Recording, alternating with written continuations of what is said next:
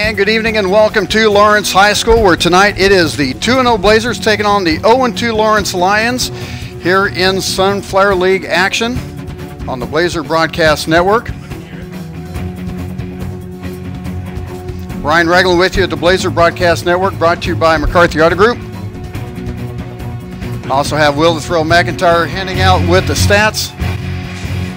Jay Finn, Jarrett Finley, will be doing the sideline reporting. Also have Ian Ford just kind of hanging around being a bum and he's replacing Duck. That's exactly what he's doing. Anyway, it's a beautiful night here in, I guess we can still say Eastern Kansas. We're just not as east as we normally are.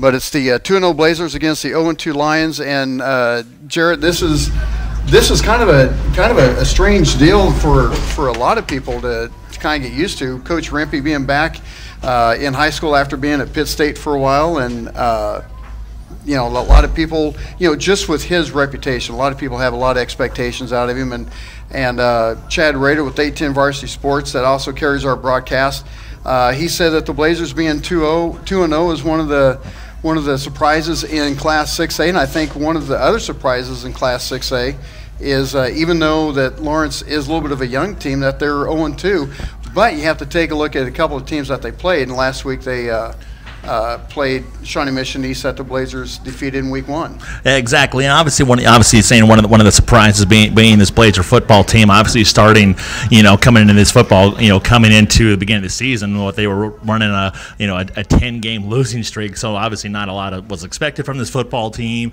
A brand new head coach, and so the expectations of this team, weren't really high for this team. So for them to start the season 2-0, obviously is obviously a nice surprise for the Blazers. And obviously with this Lawrence squad having a coach coming from the college ranks, expecting to have his experience and what he's been taking from Emporia to kind of bring it here and bring his success. And obviously that early in the season really hasn't translated into wins quite yet. Well, and the one thing that, you're psychologically, you're taking a look at the game from a totally different perspective.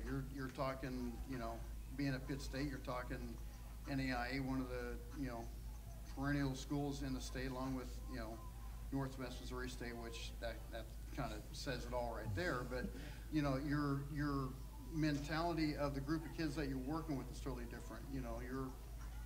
Now you're going from 18 to 20-some-year-olds, and you're going down to 15, 16, yeah. So, it's a totally different mindset, and, I haven't had a chance to talk to him, so I don't know what the difference would be on going from there to here and the changes that he would make. But at the same time, he made the reversal. Even though he wasn't a head coach, he was still the offensive coordinator, so you're still dealing with two totally different group of kids. Yeah, exactly, and obviously totally two different group of athletes. I mean, here you're talking about kids who, obviously like a Pitt State and Emporia State, who are on scholarship because of what they were able to do on the football field, and obviously in high school, you need, obviously going to that high school level, you really don't know what kind of kids you're coming in, especially freshmen, and you might see them in junior high and kind of might have an idea of what you might be getting, but you don't know how development-wise how those kids are going to do. So obviously, and then obviously you're dealing with other things with, a lot of other coaches taking over specialties with the special teams coach and defensive coach and everything else. And now you go to the high school ranks where you have to kind of watch over and kind of coach over everything. Well, maybe at the college ranks you probably don't have to oversee quite as much as you do have those other coaches kind of looking over those other areas of the team. It's time to take a look around the Sunflower League, brought to you by Trails West Ace Hardware and Feed in Gardner, also at Arbor Creek in Olathe. When you take first we'll just go ahead and take a look at the scores. First from last week, obviously Blazers with a 48-27 win over Olathe West. It was Shawnee Mission East defeating the Lions here last week, 43-13. Lawrence Free State evidently liked the score that they had against Olathe West in week 1, so they went, okay, we'll do it against the Hawks of Olathe East, and also went 41-0 last week. It was Shawnee Mission Northwest going 2-0 over Leavenworth, 41-12. 27-16, the score of Shawnee Mission South over Shawnee Mission West. It was Olathe North large over Shawnee Mission North, 55-27. I think Olathe North might be, I'm going to say, their second or third best team in the Sunflower League right now, until someone really gives them a test. Also, it was Olathe South 35-7 over Olathe North, and Olathe North, so they take Manhattan and Olathe South back-to-back weeks. I'm sorry, guys, that's just how the schedule works out. What else are you going to do?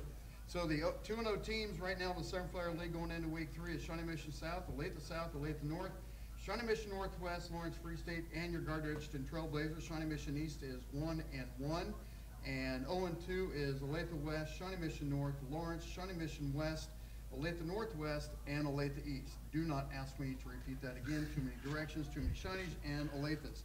I think, and I guess one thing we take a look at, Max Preps has the Blazers at number 28 in the state, and sometimes I'm going, okay, they're pretty well on it, and then there's other times I go, what are you guys doing? I haven't figured it out, because when I take a look at the state rankings, for first just the top teams in the state. Right. They go Miege, St. Thomas, Blue Valley, Derby.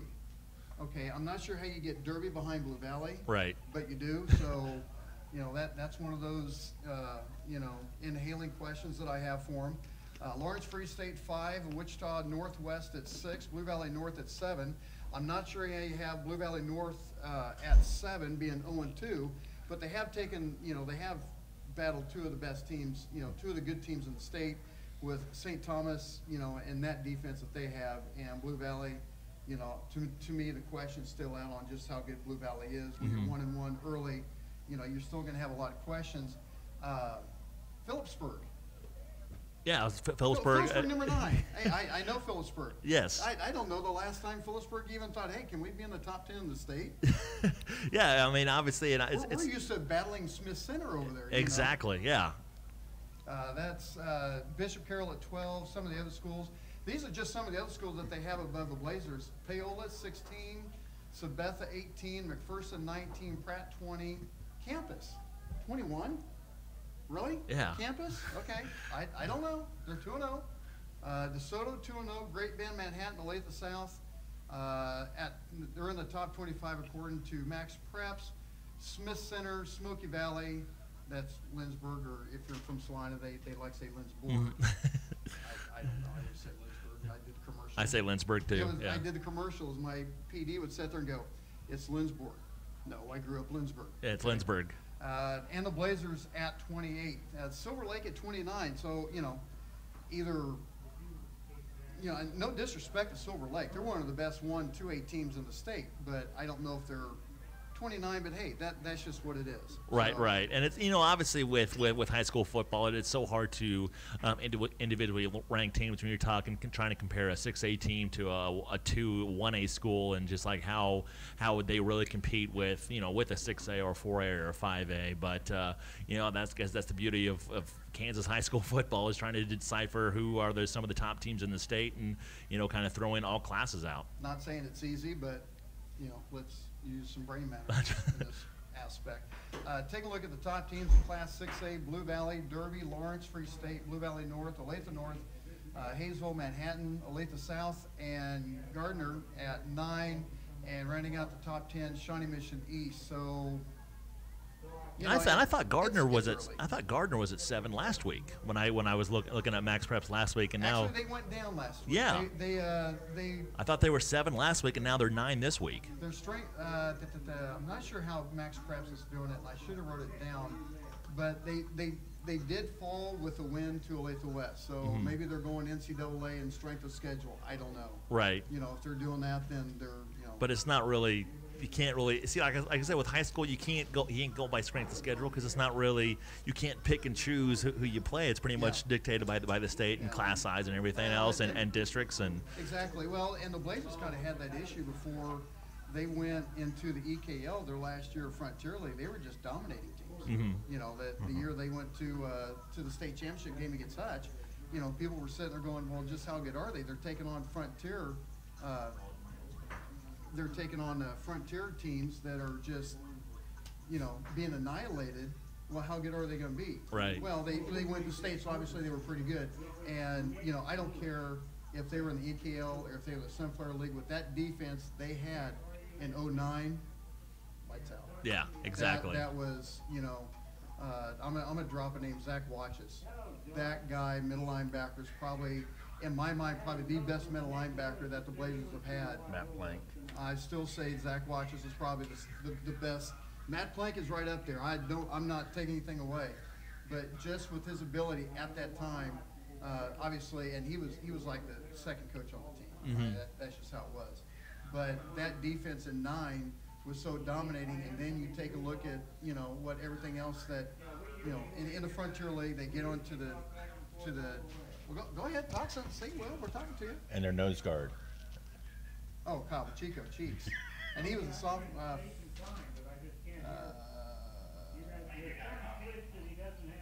Can't hear me that well, Adam. Sammy's.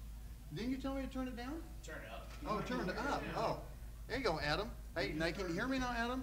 Adam Bonilla checking in on the chat room on YouTube. So go ahead and click on that chat room, and we'll try to respond back to it. But glad to even got a message today that someone's dad from Little Rock listens all the time. Little Rock, Arkansas. Okay. Yeah, and I said, well, he's a prime example of why we do this. So, Exactly. anyway, back to the deal at hand before we have to skedaddle. We still got 10 minutes. Cheeks. Cheeks. Cheeks was another character. I'll tell you a story about Cheeks. His freshman year, that freshman team was undefeated 7th and 8th grade. They wanted to go undefeated their freshman year. Mm-hmm. They get to their last year. Now, Starling was still quarterback. The only one of that freshman class that was playing varsity was Kyle Pacheco. He went to the coaches and begged to be able to play in the freshman game because he wanted that freshman class to stay undefeated. And I will just say that there was a couple bad calls by the coach of that team, and it was not Coach Diener, but the coach of that team toward the end of the game. The last series was probably what killed it. And I'll tell you what, those guys took that game, losing to Blue Valley their freshman year, last game of the year, as hard as they did losing to Blue Valley in the sub-state game in 2010. Wow.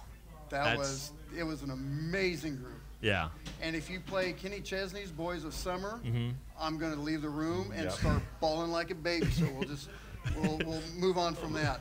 Anyway, as I said, Chad Riddle with 810 Varsity Sports carries the broadcast, and I want to thank everyone for joining us on that. His top 25 has the Blazers moving up to 20 this year as they moved up.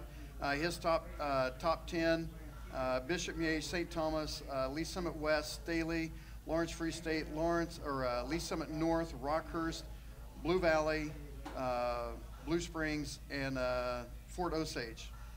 Fort Osage moves up from 12 where Will, just thought I'd let you know. Blazers moved up from 20 to 17. The teams that dropped out was Baser Linwood and Ray-Pec. And the teams that came up in the top 25 is Liberty and DeSoto. I'm trying to see some of the key matchups coming up tonight. St. Thomas, Blue Valley Northwest. Mill Valley and Bishop Miege, 2-0 against 2-0. Bishop's going to take it. Miege. Yeah, you think there will? That's kind of hard to mention. Trying to see really no big barn birds. Fort Osage taking on North Kansas City, 2-1 against 3-0. Looking down the sheet a little bit of some. Olathe South, Shawnee Mission Northwest, 2-0 Sunflower League teams. And I think that's so. Right now, there's not a whole lot of undefeated teams that are taking on each other this week, which, in my mind, you're probably not going to see a whole lot of shuffling. But at the same time, rankings don't mean anything. No, it's exactly something to talk about because obviously nothing really, rankings kind of go out, out the window when you're talking about the end of the season and everything, and then you kind of see who are the contenders and who are the pretenders. You're still early in the season. I still think some coaches are maybe still trying to figure out, they're still trying to maybe tinker their rosters still a little bit, still, like I said, still early in the season, and just kind of trying to figure out, what the strength of your team is, and you're still trying to figure out that identity of what your team has. Yeah, and, the thing is, when you, a lot of people say, okay, take a look at the top two teams in the state, Miege and St. Thomas, private schools. is what it is. Right. You know, and that's been, I mean, like I said, that's been an argument for a long time. Well, a couple of years ago, they were trying to go through the state legislature to grade them to grade Bishop Miege on a curve. Grade them on a curve. Grade them on a curve. The one team that is in the top. The one team that's in the top 25 all time that's not been there in the last couple of years, Rockhurst. Rockhurst has not been. Yeah, Rockhurst has not made the waves that they had been for a while. I don't know. It's just, you know, Dave Webb, love the guy. Mm-hmm. He had words of wisdom that it took a little bit to get instilled in my head, but it kind of set there. If you want to beat him, you got to get better. Right. And it doesn't matter who it is. You're going in to win anywhere. So why not go there big and win? It's like that old movie, Any Given Sunday, Any Given Friday Night. I mean, right. Yeah, right, exactly. And we've seen it. You know, we've seen that happen. Year before last year, the first time Blue Valley North defeated Blue Valley in 12, 13 years or so. Mm-hmm. Of course, that was when Coach Sims was there, and he totally turned that program around. And got a state title right. last year too. So that always works out to be a good thing. There was something else I was going to bring up. I had all my notes. I was trying to find out. I'm out. Oh, our update. On Baylor Maxwell. Everyone was asking. Bad news. Baylor Maxwell will be on the sideline for the remainder of the season. Mm-hmm. We knew the way he got up. He got off quick, and he wasn't going to get carried off the field. He demanded that. You could just tell by his actions. And I didn't get confirmed that he broke his ankle, but pretty much that's what happened, and he's out for the season. That's going to be a huge blow. And what was it? He went 5 carries for 102 yards. And two touchdowns, yeah. And the longest one was 58 yards. Yeah, and that's going to be a big blow. Yeah, and he was a tough runner. He ran. I mean, people talk about angry runners and everything. He was definitely an angry runner. He was not being brought down by those single arm tackles. It was just not working. He was just doing whatever he wanted to do in the backfield. Like he said, 5 carries, 100+ yards, 2 touchdowns. It's going to be really hard to replace that for the Blazers, and so we're just going to have to wait and see who kind of steps up and makes some big plays here tonight, and we'll hopefully kind of get some answers here today. We're going to take a quick time out, and when we come back, we'll have the words of Coach Cornelson on the McCarthy Auto Group pregame show. It's the Blazers 2-0 going up against the 0-2 Lawrence Lions. We're going to take a timeout and be back in a couple minutes with Coach Cornelson here on the Blazer Broadcast Network. The McCarthy Auto Group is a proud supporter of youth sports across the Blazer Nation. If you're in the market for a new or pre-owned vehicle, or you need service or bodywork done, we hope you'll visit one of the 11 McCarthy Auto Group locations. Visit kccars.com for over 2,000 new, certified, and pre-owned vehicles. We've got most every make and model and prices to fit every budget. The McCarthy Auto Group, with locations in Olathe and Overland Park, Kansas, and Blue Springs and Sedalia, Missouri. Go Trailblazers! These are just a few of the sponsors of the Blazer Broadcast Network. American Computers. Regardless if you need help with a desktop, laptop, network equipment, or peripherals and accessories, American Computers can get the job done. American Computers, 325 North Moonlight Road in Gardner, 2 doors north of Cherryberry. Blazer's Restaurant, serving Gardner's best burgers made fresh every day since 1976. Blazer's Restaurant, 131 North Center in Gardner. Capes Whole Homes Heating and Air Conditioning, proudly serving Blazer fans in Gardner and surrounding areas. Call Capes Whole Homes Heating and Air Conditioning at 638-1647. These are just a few of the sponsors of the Blazer Broadcast Network. High school officials are essential for the survival of school activities. Unfortunately, the number of high school officials is dwindling. Without these hardworking personnel, there would be no Friday night football games, no high-energy basketball games, as well as no games or meets for any other sport. Please help the survival of high school sports by becoming a Acacia official today. This is Ariana Coker from Shawnee Mission West High School with a message from the Kansas State High School Activities Association and the Student Advisory Team. Talking with Coach Cornelson on the McCarthy Auto Group pregame show. Blazers coming off a nice 48-27 win over Olathe West. And a lot of people say that the score isn't indicative of how the game was. Had a nice win over the Owls, but early it could have been a quick 14-0 deficit for you guys. Yeah, you know, I thought our defense did a nice job of you know, holding them out there, or it could have got 14-0 real quick. So defense did a great job there. You know, the margin of error for us each and every week shrinks. We can't have those mistakes. We were fortunate enough to hold them out and then come down and score and regain the lead. I was proud of the kids. We didn't necessarily panic. We didn't try to do anything out of the ordinary. We stayed with the plan, and so I was excited about that, but we can't have those same issues again this week. We had talked about after the win over Olathe or Shawnee Mission East that, you know, once you get that winning feeling, sometimes you can get a little complacent. You can kind of sit there and go, okay, we can do this. And you take a look at a team like Olathe West, where last year their JV team was a really good team, so you don't know exactly what's going to come up for the varsity side, but trying to keep the boys' attention that you know, regardless of what league you're in or what class you're in, you have to stay centered and you have to play your game and take every team like they have a chance to beat you. Yeah, there's no doubt. In our league, they do. I mean, I think every team, there's a lot of teams that are really equal, and so any team can win on any given night. And you know, we talk a lot about the next play and making sure we play as hard as we can and focusing on us, not necessarily who we're playing. And so our level of play is determined by ourselves, and we got to make sure we can control that and play at a high level each and every snap. And so far the kids are learning. I thought we did that some first half. Second half, you know, I'm not sure any of them have been that far ahead, so that was a new experience to them. I didn't think we played with near the emotion that we did first and second quarter, so we got to get that fixed. But you know, all in all, the kids are playing hard. They're excited because they're winning, but every week's a learning experience, so this week's no different. Defensively, when you take a look at Olathe West stats, just off the top of my head, they had less than 5 yards rushing. Defensively, your rush defense was really good.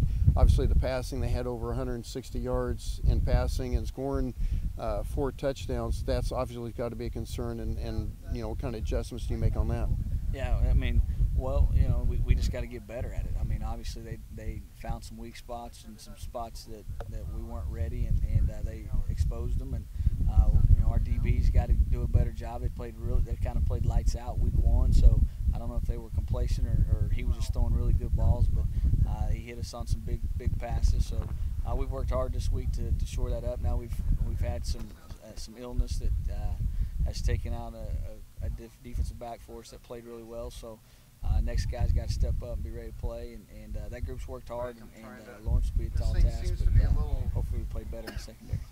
With the new defensive coach and Coach Walters, and you know, you always have your different schemes and your different verbiage and everything. How well defensively, or you know, especially the defensive backs, how well are they communicating on what they're needing to do, and or letting the other guy know what they're going to end up doing? Yeah, I think they understand it. I mean, you know, if you watch us, you know, week 1 and 2 combined, outside of a few plays, they're executing on a pretty high level, and so I think they all understand what their role is. Sometimes they have bad habits of getting their eyes in the backfield or seeing something that they shouldn't be looking at, and so we got to get those things fixed. But as far as understanding the scheme, you know, Coach Walters and myself, we keep it extremely simple and try to allow kids just to be players and play fast, and so they get it. We just made some crucial errors there in the secondary. Some of that's we got to get a pass rush. You know, if we're going to play man-to-man and blitz, and we got to get a rush, and some of that we didn't have either. So it's not always on the defensive back. Sometimes it's the defensive unit that's got to do a better job. We'll be back with more with the coach right after this. Hey, Blazers fans! The McCarthy Auto Group is proud to support Gardner Edgerton Sports. Remember, when you're in an accident, after you call 911, make your next call 800-NEW-AGAIN for one of the 5 conveniently located McCarthy Collision Centers. Call or click 800-NEW-AGAIN for the McCarthy Collision Centers. For award-winning service performed by certified technicians with decades of experience, call or click 800-NEW-AGAIN. The McCarthy Collision Centers. Satisfying customers is no accident, it's our guarantee. These are just a few of the sponsors of the Blazer Broadcast Network. Humphreys Family Dentistry. Come meet one of the newest and best young dentists in the area. Dr. Julie Humphreys will win you over simply with her smile. Dr. Julie Humphreys at Humphreys Family Dentistry, 434 West Main in Gardner. Junior's Detail and Plasti Dip. When your car looks good, you feel good. See how good you can feel today. Junior's Detail and Plasti Dip, 620-1253. Trails West Ace Hardware and Feed and Arbor Creek Ace Hardware. No need to drive all over the place for the best tools. Ace is the place and the new home for Craftsman tools. Trails West Ace Hardware and Feed, 240 North Moonlight in Gardner, and Arbor Creek Ace Hardware, 159th and Muir Lynn in Olathe. These are just a few of the sponsors of the Blazer Broadcast Network. When you're Kansas City born and raised, you know just how much meat matters. That's why Price Chopper employs real butchers. They're hard at work every day in every store, so you never have to settle for something prepackaged out of state. They're so sure you'll love their KC Pride beef, they even back it with a 200% guarantee. Stop by Price Chopper tonight, where they cut meat, never corners. Price Chopper, Kansas City born and raised. There's just one place where students are students first, and athletics are played with purpose and perspective. That place is your local high school. High school sports offer more than the joy of competition. Studies show that student athletes in Kansas are also likely to enjoy greater levels of achievement in other areas of their lives, including academics. High school sports, a winning part of a complete education. This message presented by the Kansas State High School Activities Association and the Kansas Interscholastic Athletic Administrators Association. Back with Coach Cord Nelson on McCarthy Auto Group pregame show. Blazers getting set to take on the 0-2 Lawrence Lions with first-year head coach Rempe, and we say first-year head coach, but you know everyone knows Coach Rempe from Blue Valley and the state titles that he's had, and offensive coordinator at Pitt State for the last few years. Obviously, Coach Rempe is not going to be very used to having an 0-2 team, and as you addressed the boys earlier, you know. Every game is going to get tougher. You know, this is Thanks, not man. going to Appreciate be it. An 0-2 team that you're going to be looking at that you would normally think of. Right. There's no doubt. Outside of about 2 plays, then Shawnee Mission East, it was a battle till 2 plays. If you look at us in Shawnee Mission East, there was about 2 plays that we had on Shawnee Mission East that why we won that game. So when you look at those 3 teams, they're all pretty equal. So it's going to come down to who executes and who plays well tonight. And, hopefully our kids are ready, prepared, and they've got to come out and play extremely well. And obviously with Coach Rempe, likes to run the zone read and the option and everything. How much different preparation do you go from week 1 with East, week 2 with West, and now you have Lawrence? He's got a little different scheme. You're right. It's a lot of zone read and option and more H-backs and more things going on. And so, some things you got to work. But honestly, whether it was because of his success in the past, we've seen quite a bit of that now. And, being in this area, maybe that's why we see a lot of it. It's his success that he's out. But, so it's not like it's foreign to us. It's just that, his is a little bit different style. But, we just got to come out and execute our plan the way we play. And the one thing that I've always kind of looked at the offense that he runs is it's a great test for the defense, is it really sets you on staying home and staying assignment sound. Yeah, it really does. It's very similar. It's a gun version of our offense. Trying to make people get people in space one-on-one and hopefully they're better than they are. So it's a similar concept, just a different formation, a different way to bring gun more under. But same type of concept where they got tight ends, H-backs, and they can power football. They can read it in the option game. So like I said, it's a good offense. They do it well, and they were drastically better week 2 than they were week 1. So I'm sure week 3 will be even better. And obviously the bad news that we were kind of fearing is that on the injury front with Baylor Maxwell, just on the initial when he got tackled, you saw him coming back, and he was wanting to get off the field pretty quick, but the news doesn't end up being very well. No, what a great kid, and he's worked really hard, and he's been hurt a lot in his high school career. And it's unfortunate because he is one of our leaders and has put in the time and the effort. And, I was proud of him that he got off the field because a lot of we talk about toughness and just getting off the field when you're hurt, and his teammates picked him up and got him off, and so I was proud of of that. It doesn't take away from the fact that you lost one of your better players and one of your leaders. It's an unfortunate loss, and we're going to miss him, but he'll recover and he'll get that thing healed up. He's a good player. He'll have a chance to play somewhere next year. Just hated it happened this year.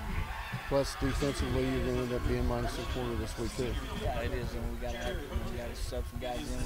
We're honestly we're down 3. We lost Brown, Minerva, surgery, so we're down some guys. But all that's new to us. All that's learning curve. We're going to be a team that's has a threat to make a difference. You got to be able to overcome some of that. So it's not bad that we're having to learn how to deal with that. Hopefully that levels off and we don't have any more problems. But I don't think it's a bad thing that we're trying to figure out how that works. The kids have to figure out, hey, I might have to play a new position, or I'm one play away from playing that position, and hopefully they prepare for that. Well, good luck tonight. Let's go get win number 3, and we'll talk to you at the half. Sounds good. Thank you. Stick around. Coming up next, the starting lineup and the kickoff right after this on the Blazer Broadcast Network. Hey, Gardner Edgerton fans! The McCarthy Auto Group is a proud supporter of youth sports across the Blazer Nation. If you're in the market for a new or pre-owned vehicle, or you need service or body work done, we hope you'll visit one of the 11 McCarthy Auto Group locations. Visit kccars.com for over 3,000 new, certified, and pre-owned vehicles. Our inventory covers most every make and model and prices to fit every budget. The McCarthy Auto Group, with locations in Olathe and Overland Park, Kansas, and Blue Springs and Sedalia, Missouri. Go Trailblazers! These are just a few of the sponsors of the Blazer Broadcast Network. The Design Company Salon. New owners and the same great service, but with a new look. Go check them out, 136 East Main in Gardner. Blazer's Restaurant. Not just serving burgers, they now have barbecue, soft serve, and hand-dipped ice cream with 8 different flavors and combinations. Blazer's Restaurant, 131 North Center in Gardner. Trails West Ace Hardware and Feed, and Arbor Creek Ace Hardware. Check out their paint department, including their paint tinter and Clarkson Kensington Paint and Primer in one. Trails West Ace Hardware and Feed, 240 North Moonlight in Gardner, across the street from Cherry Berry. These are just a few of the sponsors of the Blazer Broadcast Network. To sell meat in the barbecue capital of America, you've got to be on your game. That's why Price Chopper employs real butchers in all their stores. And they back their KC Pride beef with a 200% guarantee. If you're not fully satisfied, they'll give you a replacement and your money back. So when you want the tastiest, juiciest steak in town, look no further than your Price Chopper meat department. Price Chopper, Kansas City born and raised. High school officials are essential for the survival of school activities. Unfortunately, the number of high school officials is dwindling. Without these hardworking personnel, there would be no Friday night football games, no high-energy basketball games, as well as no games or meets for any other sport. Please help the survival of high school sports by becoming a KSHA official today. This is Ariana Coker from Shawnee Mission West High School with a message from the Kansas State High School Activities Association and the Student Advisory Team.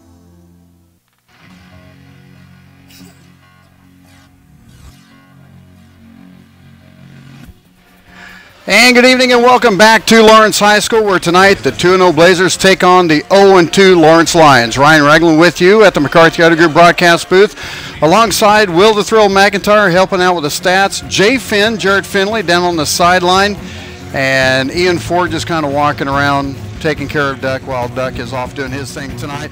A beautiful night here in Lawrence. The sun dead in our eyes. If anyone knows anything like Blue Valley has, the home field, it's kind of a different setup, Will, where the home side. I need to get home side. Oh, okay. Jared, and Jerry, you can jump in too. It's kind of a weird setup where the press box is on the visitor side. The home side is with their backs to the sun, but we have the booth and all the comforts, but we have the sun in our face. Yeah, I mean, that's it's probably the weirdest setup that I've ever seen, because every other setup is the home crowd has the press box and everything, and then the visitors obviously have their backs to the sun, but this is the complete opposite. It's the visitors, and the visitor side has that press box, and then the home side is the one that's facing has their backs against the sun. Like I said, it's the first one that I've ever seen, and like I said, I've broadcasted high school sports in over 10 years in 2 states, and like I said, this is the first setup that I've ever seen. Well, I figure we got about 35, 45 minutes and then the sun will kind of go back behind the trees, and then we can actually see what we're doing here, something to that effect. Real quick, we're going to take a look at the starting lineups brought to you by Trails West Ace Hardware and Feed in Gardner and at Arbor Creek in Olathe. The main change for everything is going to be that Baylor Maxwell is out with the injury. Substantially, it says it's going to be the end of the remainder of the season, but depending on how the Blazers would do through the playoffs, first you got to get there, but if they get into the playoffs and go deep enough, maybe you can get Baylor back, which would be a nice thing. But I think the key is going to be defensively for the Blazers tonight after giving up over 160-some yards to a first-year team, Olathe West, last week that scored 28 points on you, actually 27. You got to shore up that passing defense. Running-wise, the Blazer defense was just about as stout as you're going to get. So we're going to take a look at the starting lineups for the defensive side, and I had my cheat sheet with me, and all of a sudden, no, hold on here. I know where it's at. Nope, that's not it. This is what happens when you have too many papers set all at once. And now I can't find it. That's all right. I'll go off my roster sheet that I have here. We're just going to go down numerically. Playing one of the defensive back spots is Colton Cassida, Drew Cassida, also on the other side.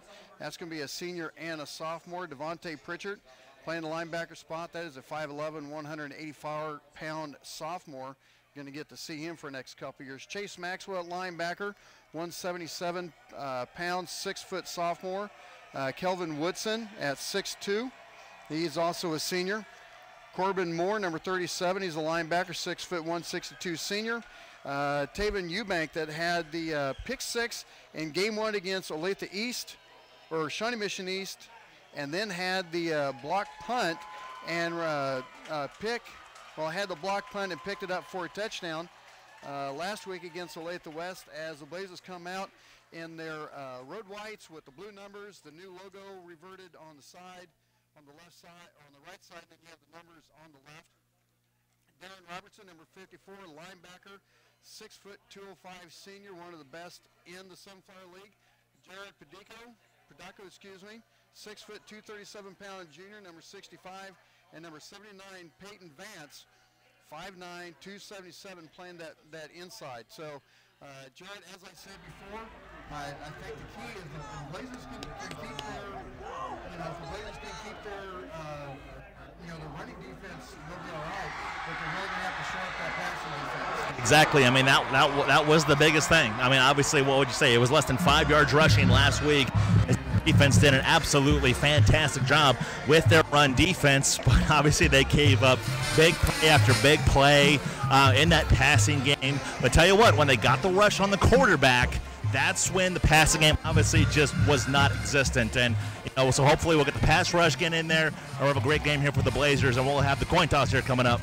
And you were able to get with the white hat, and we're going to go ahead and carry the coin flip here in a second. Want to remind everyone, on YouTube, we got a new way to let you know when we're doing something. All you have to do is look down at that little red button, say subscribe. Click on it each time we got something going on. You will get a notification. Also, hit that thumbs up button on top of it. Share it if you can. Let everyone know you're listening to the Blazer Podcast Network. Heading out for the captains tonight is going to be number 8, Brody Marshall, number 38, Jonah May, number 78, Vincent Sondry, and also number 50, Jake Stewart, and we're going to take it down to the field for the coin flip.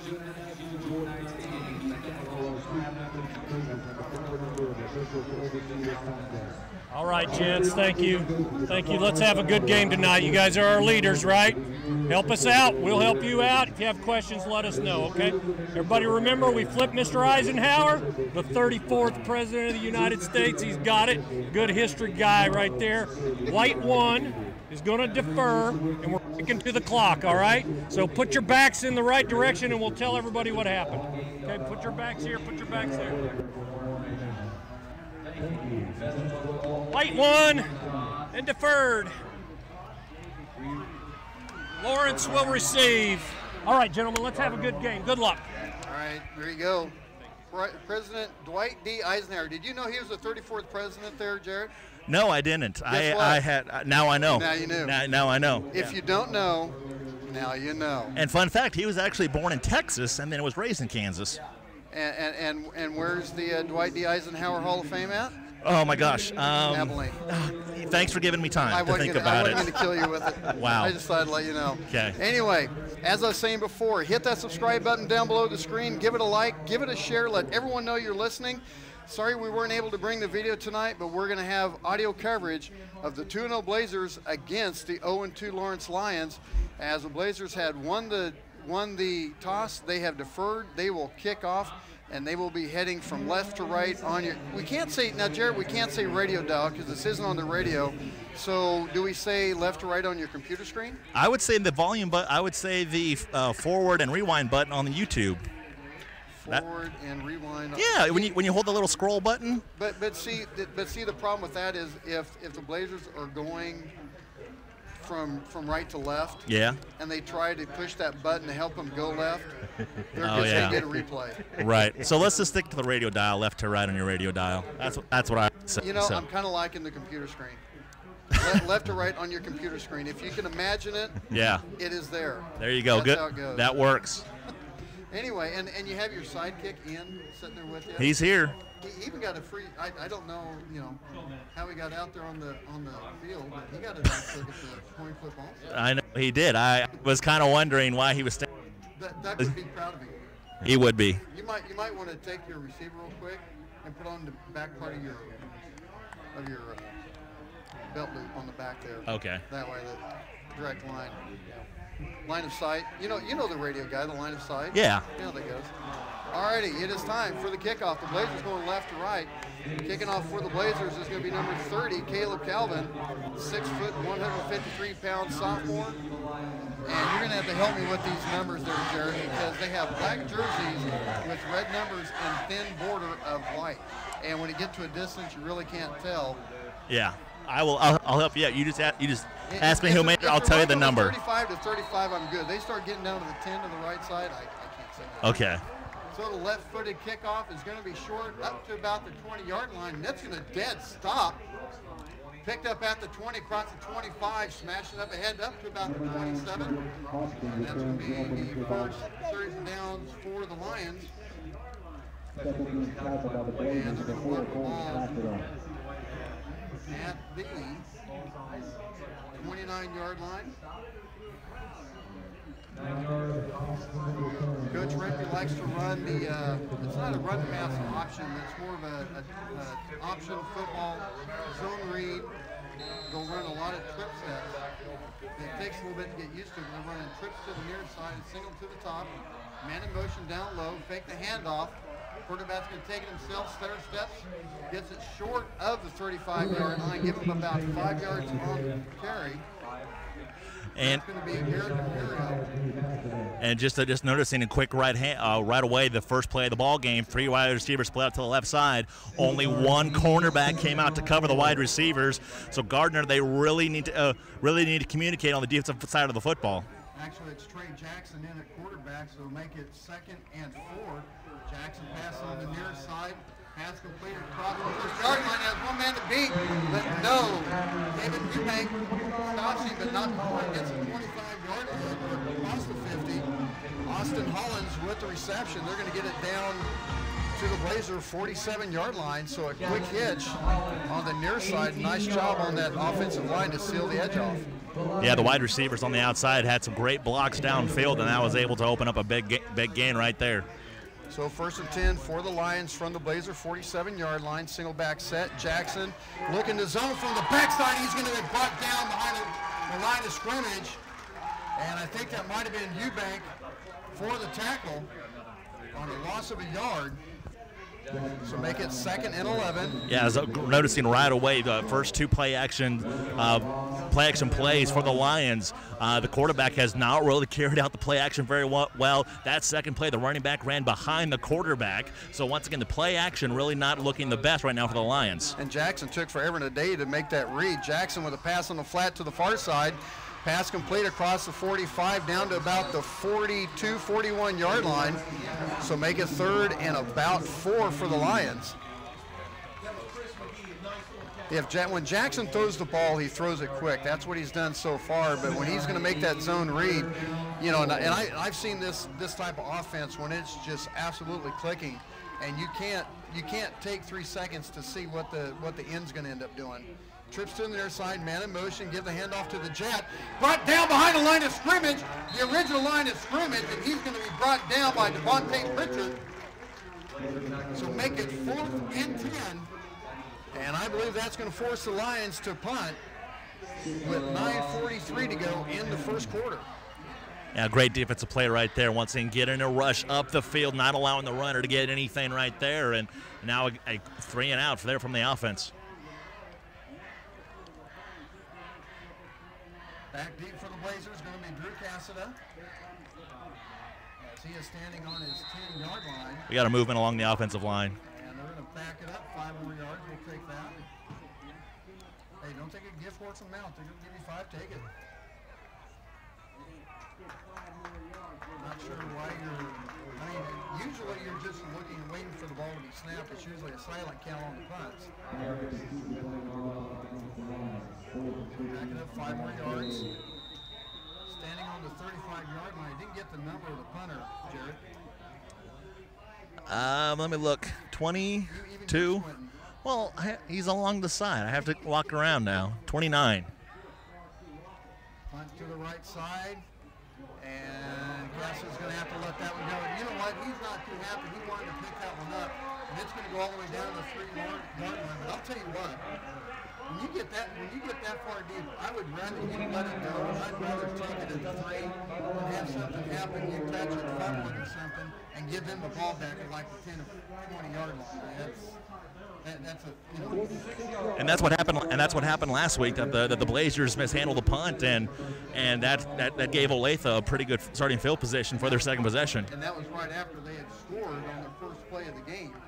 And the Blazers had a chance to go down 14-0 really quick, but the defense held the Owls out of the end zone. So the Blazers breaking middle for their first series of downs. Ball on the 3-yard. Check that, 4-yard line. Jennings in the backfield.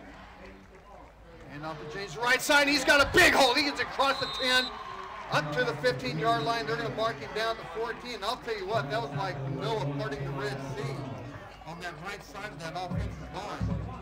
Luke Jennings was one arm tackle away from taking that one 96 yards, because there was nobody that was going to catch him if he broke that tackle. The only thing that would have got him was a turf monster. Yes. And I don't think that was going to happen. So 1st and 10 for the Blazers from the 14-yard line, clock running at 8:39. Handoff up the middle. Hunsberger with the, and it, he gets it up the middle, and he's going through a sea humanity, and it doesn't look like he's going to get much, but he only got 9 yards out of it. Yeah, that's a good first play. And that's a tough running fullback. He really lowered his shoulders, and he barreled through a couple of Lions, able to pick up 8 to 9 yards, and that was a great first carry there from Hunsberger. So 2nd and 1, single back set. Brady Marshall wide to the top. McKelvey handoff to Jennings. He gets across the 30, stiff arms across the 40, down at the 50-yard line, another Blazer first down. Again, Luke Jennings, one arm tackle away from taking it to the house, and the Blazers in 3 plays, and it all the way up to midfield already up to the 49 for Lawrence. Man, I'm gonna call right now. I'm gonna predict in a big game for Jennings. Man, it's gonna be a tough task to bring him down after 1 or 2 tackles. Well, and mind you, this is after Baylor Maxwell goes down, so Jennings is going to have to carry a lot of the load. And off the Hunsberger up the middle, he gets across the 40. They're going to mark him down at the 36. Check that, the 38-yard line. And that's going to be another Blazer first down, back-to-back plays. And I'll tell you what, that front 5 of that Blazer offensive line is doing a number on that front 4 for the Lions. Yeah, the offensive line right now for the Blazers, they are making up some big holes for the running back, and they're giving them plenty of room to run. 7:18 on the clock, no score. Blazers first possession of the game. Standard Three-back set. Hand off to Hunsbarger. He's going to get about 3 yards out of the play, up to the 35. Hunsbarger on the play. Second and about On the tackle, number 81, Eric Gallagher. 3-yard gain. You know, Gardner keeping it very simple, just simple runs right at that line of scrimmage, really nothing to the outside. You know, right now, just keeping it very simple football, just very smash-mouth running by the Blazers right now. So we'll make it 2nd and 7 o'clock at 6:40. High-back set. Jennings with the ball to the right side. Fades off one angle tackle. Gets back to the left side, up the numbers, across the 20, marked him down at the 17. Another Blazer first down, and I think your prediction is coming to fruition. It looks like Jennings is going to have a big night tonight. Oh, man, the angle that I had, that huge hole that Jennings had to run through, absolutely. I think me and Ian both could have run through it, and we could have been, holding hands and skipping right through. Well, if he runs like Duck, that's saying something. Yeah. That's all I'm saying. 6:20 on the clock. 1st and 10, ball on the 18-yard line of the Lions. Blazers with the ball on the ice set. Hand off to Hunsberger. Jumps the line down at the 10-yard line. Couple yards short of the first down. Make it 2nd and 8. Once again, just simple, tough running from the Blazers. Just handoffs right up the middle to Hunsberger, and he was brought down fairly hard, but he gets up, and this is a nice drive the Blazers are putting on. Once again, a drive that started at their own 4-yard line. 5:50 on the clock and running. Blazers marching downfield. As they break the huddle, Sun starts to set behind the trees. Single back set. Jennings now in the eye. Kelly hands it off to Jennings, right side, across the 5-yard line, gets tripped up. Down at the 2-yard line, make it 1st and goal for the Blazers. Man, what is that, the 4th or 5th time they've run that play? And every single time there is just so much room for Jennings to run right through that right side, as there is not a line inside till he gets 3 or 4 yards down the field, and that's going to be the money play that the Blazers have here tonight. Like I said, 4 or 5 times that Jennings has had so much room to run. Clock at 5:20, eye back set, same set as last time. Brody Marshall wide to the top. Hand off to Hunsbarger, leaps up ahead, and he's going to be close. He's in for a touchdown, Blazers. Hunsbarger from 2 yards out, make that 3 yards out.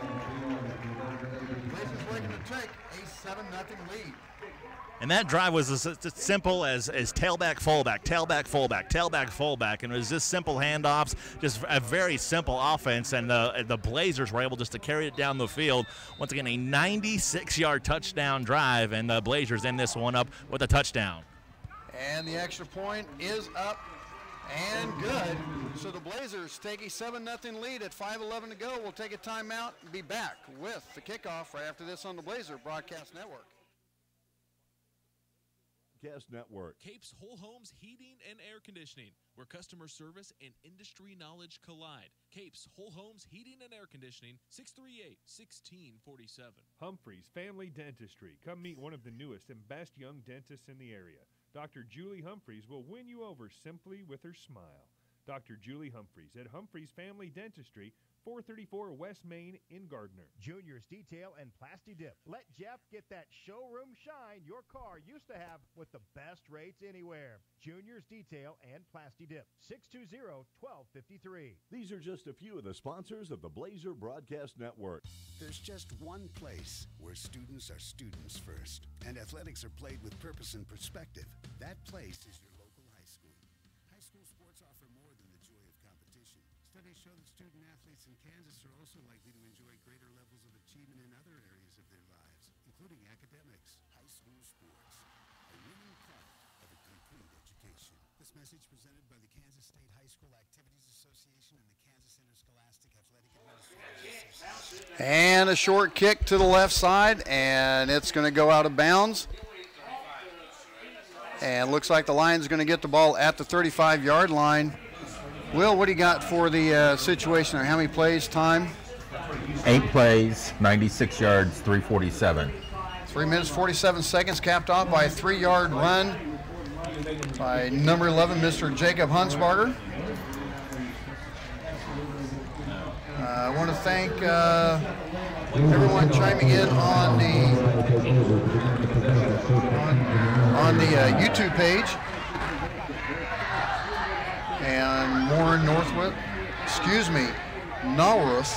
I can never say Warren's name right. I'm sorry, Warren.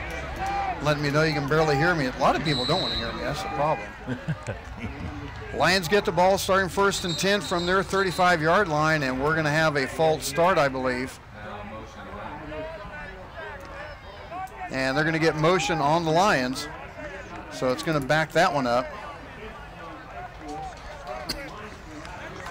That's something as a coach you really don't want to see on your first 2 offensive possessions. You already have 2 encroachments already, so Lions better tighten it up if they want to try to get back in this football game. So 1st and 15 for the Lions on their 30-yard line. Man in motion, give the ball on the jet to the near side. Gets around the corner up to the 35-yard line. And that's going to be Devin Neal. He's had 141 yards rushing, or receiving, excuse me, so far on the season. Clock running at 4:45.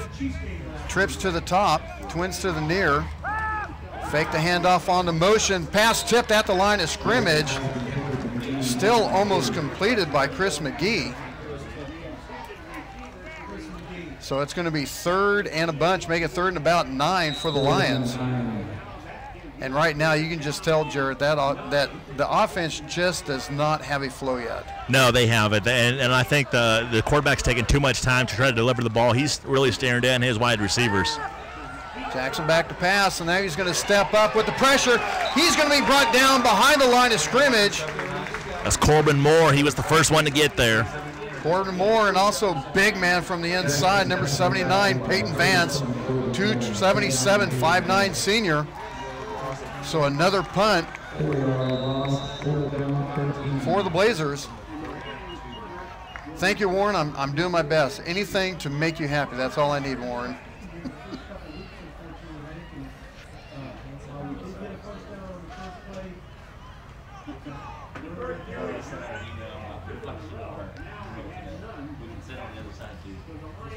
So on 4th and 13 on the punt, and it's going to be high, looking for a fair catch at the 29-yard line. Leans up ahead. He touched and it. Follows it.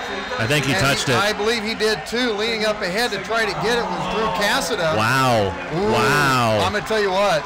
I think everyone in the stadium has a pretty good idea that Cassida might have touched it. Even everyone on. Even on Gardner's side, I think there's we got away with that one. Yeah, that was. Can we say a break? Yeah, that was a huge break that the Blazers just got right there. Sun. Will thinks it might have been the sun. I don't know. That just. No, the sun's down. So the sun's down. Yeah, their sun's down. We can actually see, so that kind of helps out a little bit. 3:44 to go in the first quarter. Blazers up 7-0. McKelvey's going to keep himself off to the right side, breaks one tackle, gets up to the 30, just shy of it, and that's where they're going to blow the play down at the 30-yard line. Clock running at 3:30.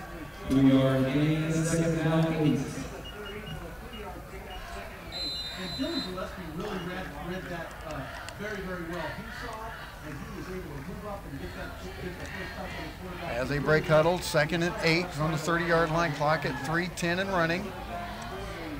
Standard back set, single back, flanks on both sides. McKelvey fakes the handoff, looking to pass. He's running to the far side. He's looking downfield to Jennings. Wow. Pass is going to be complete at the 49-yard line. And nice job by McKelvey getting away and finding Jennings, and Jennings actually kind of doing a little curl and running back to McKelvey to help him out a little bit. And I tell you what, there's not a lot of high school quarterbacks in the nation that can really throw on the run like McKelvey just did right there, rolling out to his left. He's a right-handed quarterback. That's a difficult throw. Oh, he's a left-handed quarterback. Oh, sorry. That makes it easier. That makes it, it does make it easier. But, man, he delivered a bullet, and it's a first down for the Blazers. Ball down at the 47-yard line. Marshall set on the bottom side, working left to right. Hunsbacher in the backfield. Jennings in motion, handoff to Rodriguez. Smashes up to the 50-yard line across end-of-line territory. They're going to mark him down at the 49. Anthony Rodriguez getting his first carry of the game. They're going to mark it just shy of the 49-yard line. Clock at 2:05. Once again, still really nothing fancy from the Blazers so far here today. Just simple running the football right down the pipe. Now, do you think it's more of the Blazers' right side or the Lions' left side defense that they're really liking? Why they're so dominant to that side? I think it's that right side. Well, here we go. Hand off to that right side again. Jennings, if he breaks one tackle at the 40-yard line, he's gone on that one. It's going to be another Blazer first down, and that will be first down number. What did I make that? 8th first down of the game so far. And I do believe only 2 for Lawrence. Is that correct, Will? And that's one thing about this Blazer offense. They're running, they keep the clock running. Yeah, games aren't going to take very long. This first You're not going to get a whole lot of value, time-wise for your money. Yeah, this first quarter's about over. 1:20 left. McKelvey keeps the ball, cuts it back inside across the 35-yard line. And they're going to mark him down at the 24. Clock 1:10 and running. Man, Ryan, I am looking at this right side of the offensive line for the Blazers, and I tell you what, every single time that right side of that offensive line, they're opening up huge holes for that running game. And that's, like I said, we're just going to keep an eye on that right side, as that has just been the absolutely money play so far early and often for the Blazers. Clock at 45 seconds. Single back set. Hand off to Jennings to the right side. He's got a punt ahead. He breaks the tackle this time. He's gone. Touchdown, Blazers. It was only not a matter of if, but when, the way that right side had been blocking. Luke Jennings broke one tackle, goes in for 34 yards, gives the Blazers a 13-0 lead. And there you go. It's that right side of that offensive line, man. We're going to have to give the big hog mollies up front a big shout out, because they are doing an absolutely fantastic job opening up some big holes for the running game. Extra point is next by Calvin. It is up and it's good. So the Blazers lead 14-0. As we take a timeout, I need to get the score right. 14, there we go, 14-0 your score. We're going to take a timeout. We'll be back right after this with the kickoff on the Blazer Broadcast Network. When you're Kansas City born and raised, you know just how much meat matters. That's why Price Chopper employs real butchers. They're hard at work every day in every store, so you never have to settle for something prepackaged out of state. They're so sure you'll love their KC Pride beef, they even back it with a 200% guarantee. Stop by Price Chopper tonight, where they cut meat, never corners. Price Chopper, Kansas City born and raised. Beautiful night here in Lawrence, especially when the Blazers are leading 14-0, 35.5 seconds left to go in the first. And Will, what do you got for time and yardage and everything? Hold on. Yeah, it's got to be. Hold on, you're the mathematician. You should have it. That's my 3 years. 34-yard touchdown run by Luke Jennings gives the Blazers a 14-0 lead. And actually, and if you remember right, Jarrett, real quick, I'll make a note. Somebody just hit me on that. I'll bring it up here in a second. High, short to the far side. Dropped it. Fumbled the kickoff. He fumbled it. Another fumble. I believe the Blazers will have it. I haven't seen a signal yet, and there it is. The Blazers going to get the ball on the fumble recovery. And they're going to receive the ball at the 20-yard line. If you remember, the Blazers got the ball, Jared. They got the ball. Wasn't that on the 3-yard line? Yeah, that was the 3 or 4 yard line. 4-yard line. Yeah. So, you go back to Cassida, if he would have touched that and recovered, they still got the ball to 3 of that offense. They can go down the yard, down the field. They can make that happen. Exactly. So the Blazers have a chance to really stomp on the tails of the Lions. Do you like that? Stomp on the tails of the Lions. That's a stretch, I'm sure. Did it take you all day to think of that one? Yeah, you say. Hunsbarger gets up to the 15-yard line. They're marking down. It's hard to tell. They're marking down at the 16. And I believe that's going to be the end of the first quarter. With the Blazers leading 14-0, looking to add another touchdown. We're going to take a timeout. Be back with the second quarter right after this on the Blazer Broadcast Network. These are just a few of the sponsors of the Blazer Broadcast Network. Trails West Ace Hardware and Feed and Arbor Creek Ace Hardware. Paint, animal food, plants and gardening, tools, electrical supplies, plumbing. Why not Trails West Ace Hardware and Feed? Go tell Rex and the gang hi. Trails West Ace Hardware and Feed, 240 North Moonlight in Gardner, and Arbor Creek Ace Hardware, 159th and Muir Lynn in Olathe. The Design Company Salon. Check them out on Facebook, and while you're there, you can book your appointment at the same time. The Design Company Salon, 136 East Main in Gardner. Blazers Restaurant.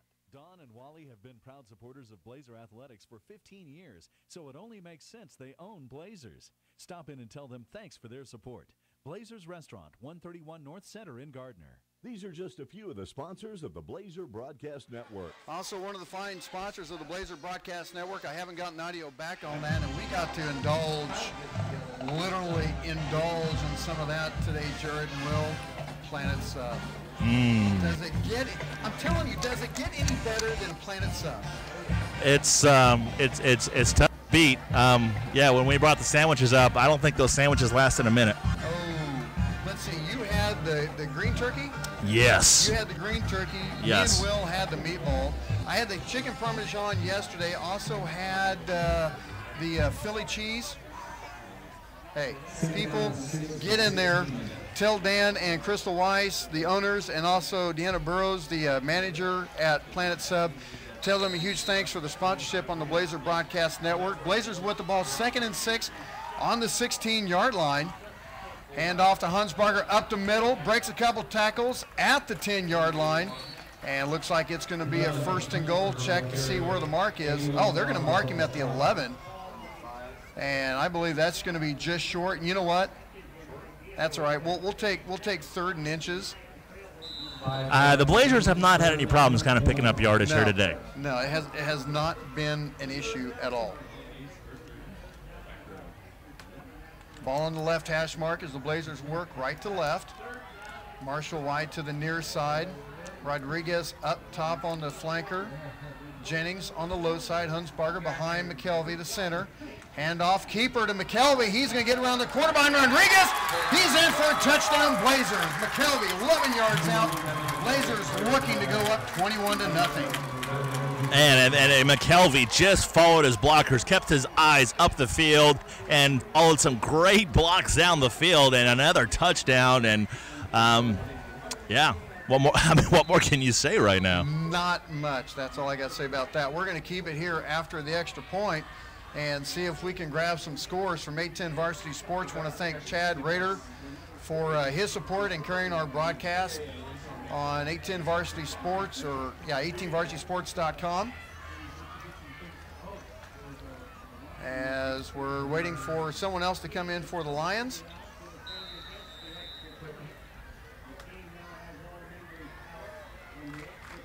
As we get set. Calvin blocked it. Slow. That was a slow developing field goal. I'm not sure what happened there, but the field goal was tipped or was blocked. So that's going to keep the score 20-0 as the Blazers with the lead. And taking a look at some of the scores right now around the Kansas City area. St. Thomas 49. This happened last night. 49-14. St. Thomas Large over Blue Valley Northwest. Let's see, 41-0. It was East over Northwest last night. Also 27-0 as Shawnee Mission South defeated Lansing last night. Games that are going on right now. Bishop Miege leads Mill Valley 7-0. 14-0. The Tigers of Blue Valley leading Southwest. Olathe East leading Olathe West 9-7. Olathe North shutting out Shawnee Mission West 7-0. And that's all the scores that we have right now. All those brought to you by 810 Varsity Sports. Once again, a huge thanks to Chad Rader for carrying the broadcast.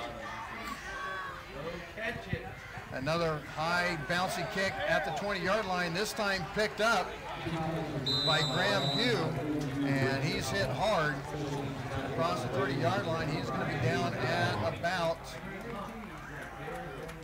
where are they going to mark him at? 35, I believe? That's what it looks like, 35-yard line. 35-yard line. I'm trying to see if there's any of the scores that we missed so far. Nothing right now.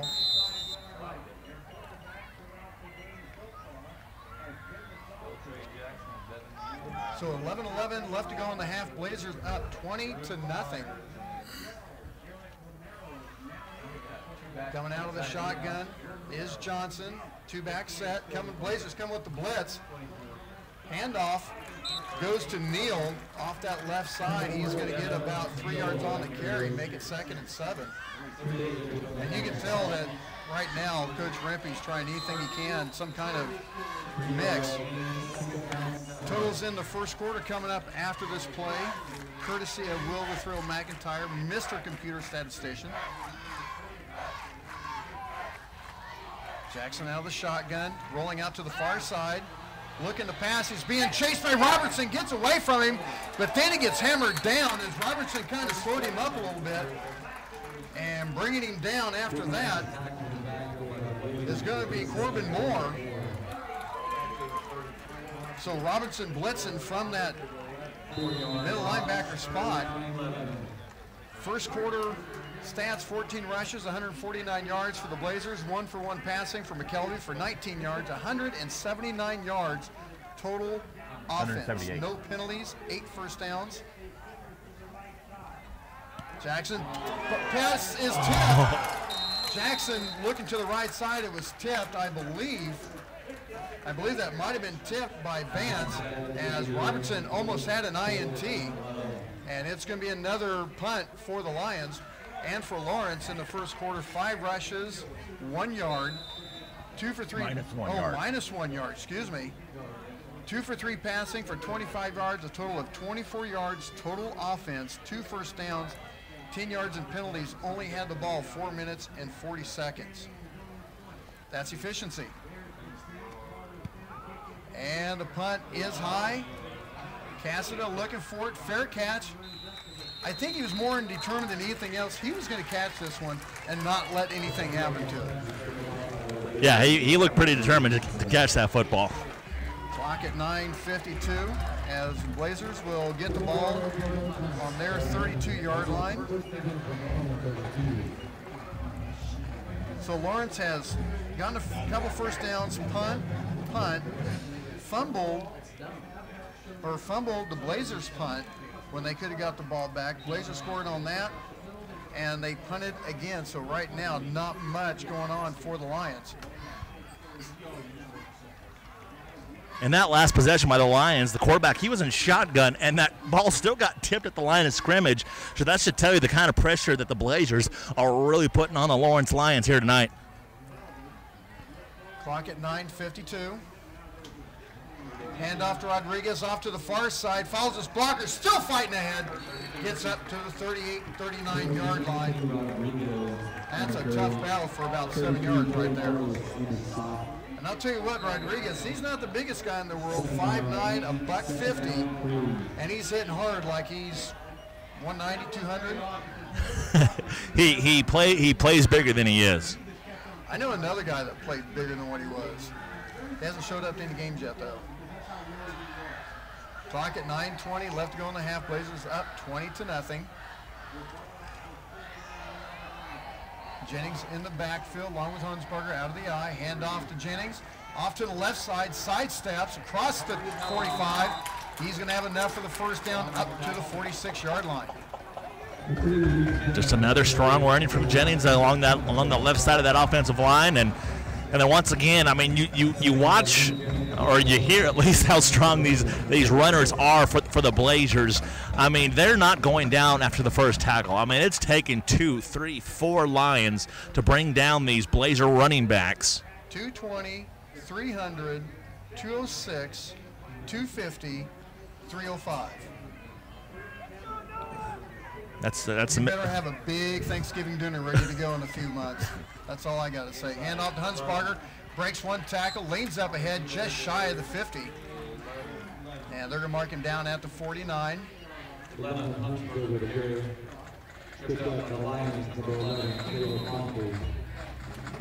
Clock running at 8:25. We're going to have the McCarthy Group halftime show coming up in just a little bit. We'll take a look at scores around the the Sunflower League. Take a look at stats. Clock running at 8:05. Standard set. Rodriguez left. Jennings right. Hunsbarger in the tail. Jennings in motion. Hand off to Rodriguez off to the right side. Stumbles just a little bit. I think they call that getting your shoulders a little bit further ahead than your feet. Yeah, I mean, and there was room. There was room along that right side once again, but Rodriguez just stumbled a little bit, and that was the best thing for the Lions. And now, for the first time yet in this game, the Blazers face a long third down, 3rd and 6. I haven't seen anything like that so far. Clock at 7.5 and running, 3rd and 6 from midfield. Blazers working right to left. Jennings with the ball to the right side, trying to find a blocker, but couldn't find anything on that far side. And the Blazers will be forced to punt, as Jennings was not able to get anything. He was running behind Noah Short, but I'll tell you what, it was a nice job for the first time on that Lions left side to keep that edge sealed.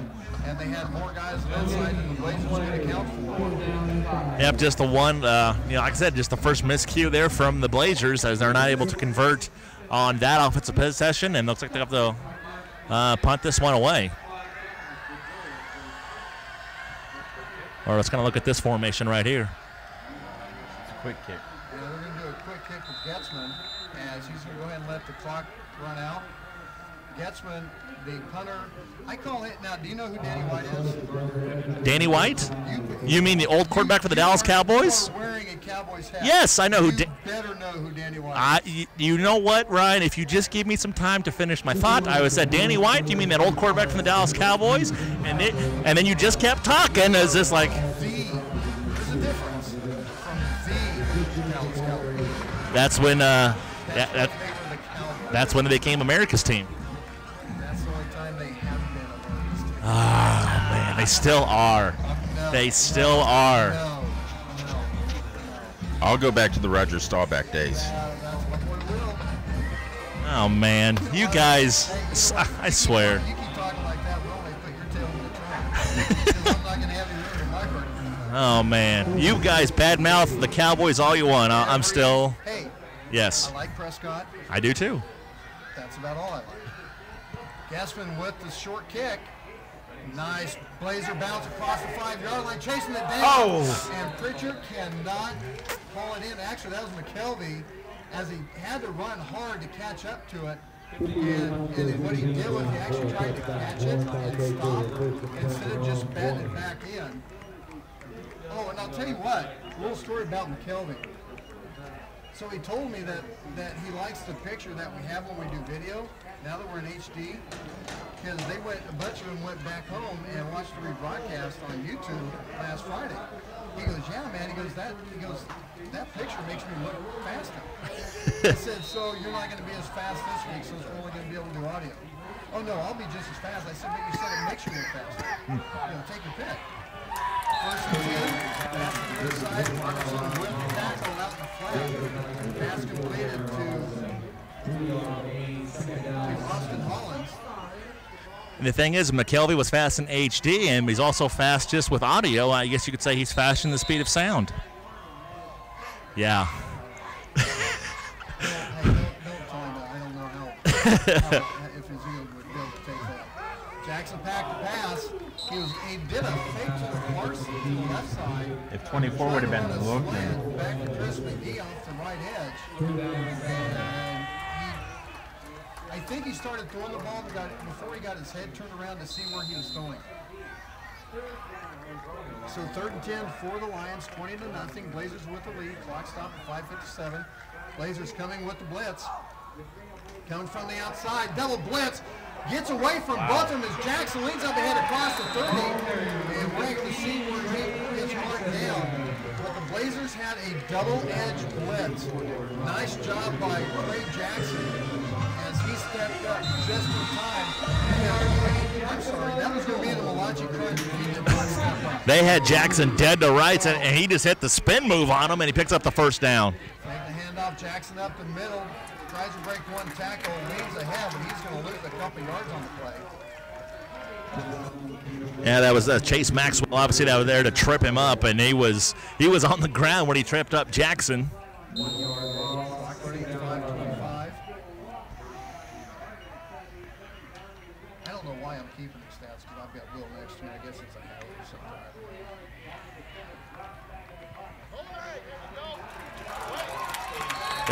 Got some laundry on the field. Handoff up the middle, not much there, but have a flag on the play, and I believe this might be holding as they toss it in the backfield.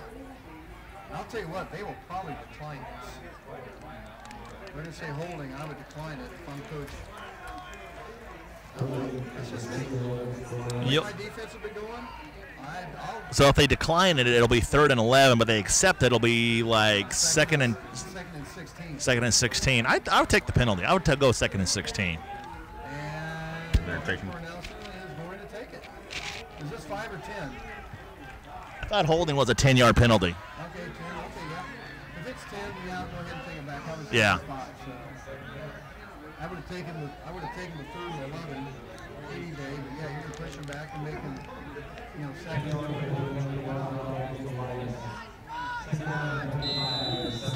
Ball on the 17-yard line. Trey Jackson out of the shotgun, rolling to the far side, looking to pass downfield, looking for a throw, and pass incomplete intended for Chris McGee. Here's the one thing that Coach Randy does not do. He doesn't want the clock stopped. He doesn't want to be deep in his territory, and he doesn't want the Blazers to have the ball in time. Well, there's some bad news for Coach Rempe. That all happened right there. That's about to happen right now. Yeah. Plus, the Blazers coming out of the halftime with the lead and the ball.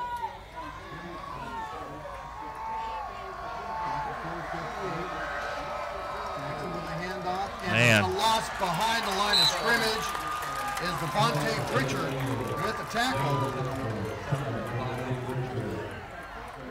I'm trying to think what town is just north of Lawrence because they got a long way to go to get there. My geology right now is... You mean geography? Geography, yeah. Isn't geology the study of like bones and everything? Hey, we do have a lot of rock here. Yes. Maybe it's the stone effect is coming up on me. And that's how the Rock Chalk Jayhawk gun started. Wow. I know my history of the Jayhawks, man. You know your history. I know it. Oh, man. Also with another bobble on the punt, and it's going to be recovered by the Lions, number 44, Marquise Jones with recovery, and the Blazers bobble the punt. Yeah, and like that the coaches do not want to see, especially on special teams. Your defense makes a great stand, on the 4th down, and you would have had great starting field position with 4:16 left on the clock, and then you make a special teams mistake like that. I've seen this something as the coaches do not want to see. So Lawrence will get the ball back on their 46-yard line, clocked at 4:16. Coming out of the backfield, single back set, twins to the far side. Handoff up the middle. On the tackle is going to be Evan Arusco. Neal with the carry. Clock running at 4 minutes. Going to get a long yard on the play.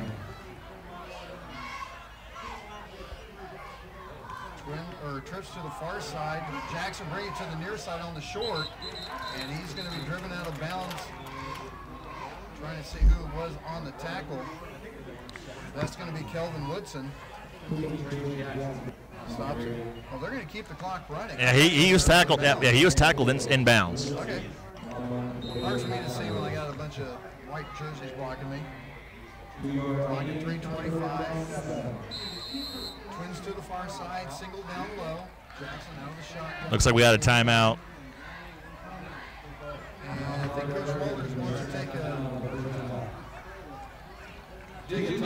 everything on 3rd and 7. Coming up next, we're going to have Mark's got a good halftime show. I want to remind everyone, hit that subscribe button down below. Anytime we go on the podcast or whichever, or anytime we go live, you're going to get a notification. Also, hit that like button. And if you can, share it with everyone who knows that the podcast to go in the first half.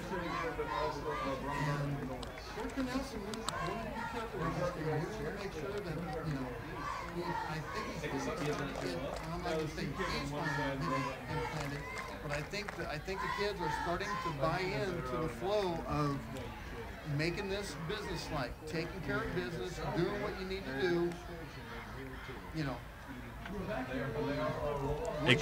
Once you get into that flow and that rhythm and that habit, it makes things a lot easier. Exactly, and obviously that's one thing that Coach Cornelson did. You know, obviously he did not want his team to overlook this Lawrence squad, even though they might be 0-2. I mean, that's what happens. You overlook a team one time and you end up losing. 3rd and 7 from the 49-yard line of Lawrence. Jackson back to pass, looks left, being chased, had to get rid of it as he was being locked on target by Colby Gretchencourt, the 6'2", 170-pound linebacker junior, as he was blitzing off the left side. And that's going to make it 4th and 7. And you know what, I like this. Drew Cassidy is still back there to get the punt. Actually, they pulled him up. They're pulling him up. They're going to go for it. I believe this may still be a short kick. Yep, and that's what's going to be Jackson with a short kick. They're going to let it go. And it's going to take a big Lions bounce. And they almost, are you kidding me? They get that at the 1? They're going to say that he had control of it and had it down at the 1 before he slid into the end zone as it took a big Lawrence Lion bounce. And, you know, in comparison to what Tevin McKelvey did, McKelvey never hit the ground with control of the ball before he got into the end zone. So if that's what they're calling, that makes sense. So clock stopped at 3:10. Blazers up 20-0. They're going to have to go 99 yards. Hey, they did it for 96 yards. I'm pretty sure they can do it for 99. I have no doubts whatsoever. Okay, so this is your 2.5 games into Blazer football. Your thoughts? You're enjoying this? Oh yeah, absolutely. Once again, I'm from 1A. You know, game and a half. I'm from 8-man football, so this 6A man experience is a little bit different. Now we got flags on the field. Well, they do have to. Well, it depends. They're going to knock it off 5 yards, so the encroachment is going to give the Blazers a little bit of room. The last time I was at a school that was 8-man, that was El Saline. How long ago was that? 82, 3. That's my bread and butter is 1A 6-man 8-man football. At the time as a professor at K-State. Really? Robert Hachia. Don't ask me how I remember. And off up the middle, Hunsberger across the 10-yard line up to the 15. It's going to be a first down. Stop the clock at 3:04. As I'm kind of curious to see how this offense runs with the hurry up. Now, do you expect them to start maybe open up the playbook a little bit and see if they can just hurry down the field, or you expect them just to keep running the football? I don't see why not. I mean, you got a 3-touchdown lead. Try a few things, but they don't seem to be too anxious on the hurry up. Hand off to the left side and not much there. A host of black shirts all over Jennings. And he's going to get maybe a yard on the play. Doesn't look like that. Coach Cornelson is very anxious to get another touchdown on, as Jarrett Finley will get a comment with Coach Cornelson. at the half as they are walking off the field, and then we'll be able to get a word with Coach Walters as they come back on. Brought to you by Capes Whole Homes Heating and Cooling. And off to Hunsberger off the left side, breaks a couple tackles, tries to get outside. You saw exactly what I saw. If he made one sidestep and he got around it, he was going to be gone. The only person was in his way was his teammate Brody Marshall. Actually stopped the running game. And man, if Marshall had just kept, if he did not turn around, we're talking about another touchdown. Come on, Brody, get the block another yard and a half further. Okay, thank you. Clock at 1:45, 1st and 10 from the Blazer 27. And off to Hunsberger up the middle, breaks a couple tackles, leans up ahead. I'll tell you what, and you'll know what I mean. It to me, Hunsberger runs skinny. Yes, I mean he runs through some holes that just they're not really there, but he can easily just kind of slip right through those and make the big play. Clock running at 1:15, 2nd and 3 from the 34. 13 seconds on the play clock.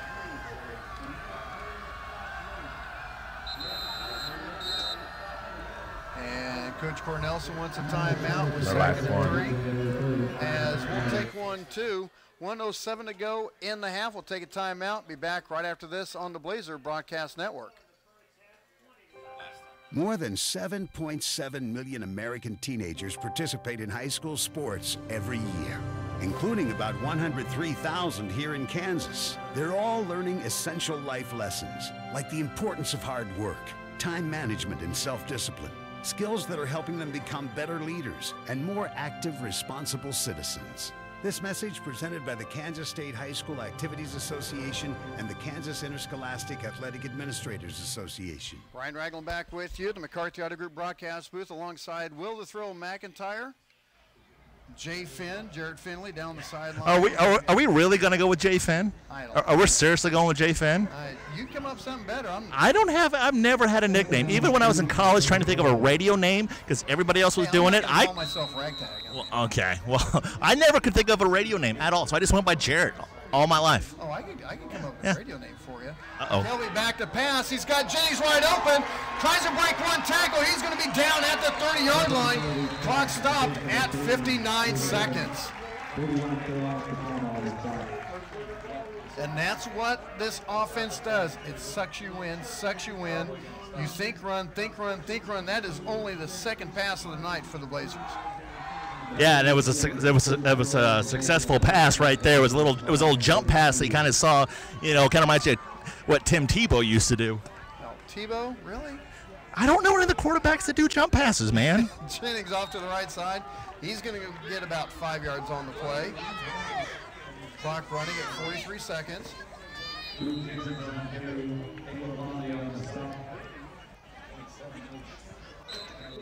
Kelby's going to spike the ball down it. Yeah. No, he spiked the ball. Clock stopped at 34 seconds. I don't know. Could we see back-to-back pass plays out of Coach Cornelson? We have a little bit of discrepancy on the coaches. I think they're saying something about the Lions. I can't. What are they saying? They're saying there's 12 or 13 men on the field for the Lions, and the coordinators and head coach for the Blazers are not too happy that they didn't call the penalty on it. Are they speculating that the refs don't know how to count? Probably not. Okay. I mean, you only have 10 on your fingers or toes, so you have to uncover one of them. A timeout. Coach Rempe wants a timeout, and we'll leave it here. We'll see if we can see. Let's find out. See if we got some more score updates real quick from 810 Varsity Sports. I think it has it reloads. There we go. Let's see, anything major going on? Wow, Pittsburgh leading Blue Valley North 14-10 in Pittsburgh. Wow. And Pittsburgh just went down to 5A. St. James Academy leading Blue Valley West 8-0. 16-7 East over Olathe West. Still 7-0. Olathe North over Shawnee Mission West. And Olathe South and Shawnee Mission North tied at 7.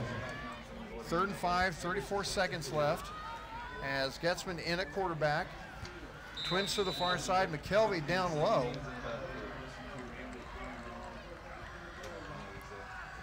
Getzman back to pass, looking for McKelvey in the corner, goes up for it, and gets the touchdown, Blazers. Wow. 27-yard touchdown reception from Getzman to McKelvey. Let's see, he can run it. He can also catch it. He goes up in the air, gets the catch, 27 yards. Blazers looking to go up 27-0. Man, I hope someone saves the tape, because you're going to see that on Sports Center. That's going to be a top 10 play. You know what? And if we had another block, video, another extra point is blocked, so it's going to be 26-0 the score from the 27-yard touchdown pass from Getzman to McKelvey. If we had video, we'd probably be able to,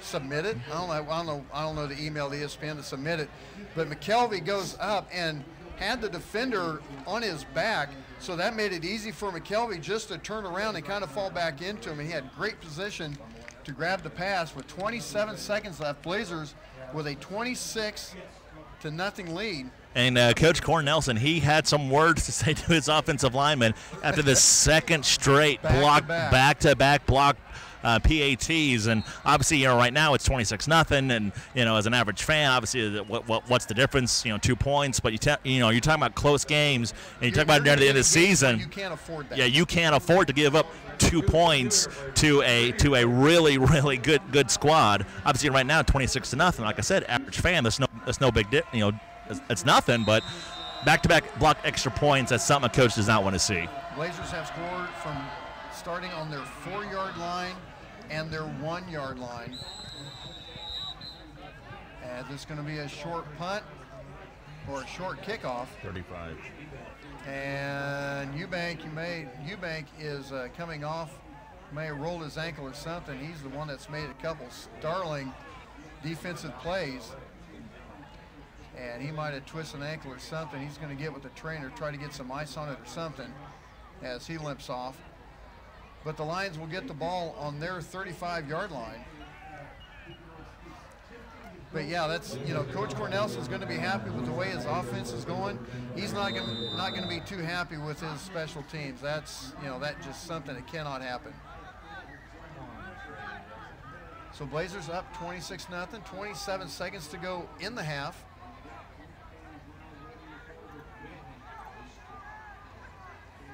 Trips to the top, Jackson in the shotgun, quick pass to the far side, complete across the 40-yard line.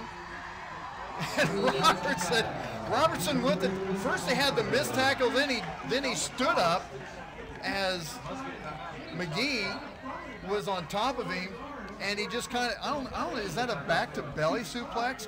Because Robertson stood up and McGee was like on his back and just kind of rolled off and hit the ground. I don't think I've ever seen that before. Robertson, the transfer from Blue Valley North, as he is one of the state's best middle linebackers. Actually, they had a nice article on him on one of the High School Kansas publications. And I had that posted on the Blazer Broadcast Network Facebook page. I want to remind everyone, hit that subscribe button if you haven't done it already. Hit that like button. Let us know you're out there. Drop us a message on the chat room.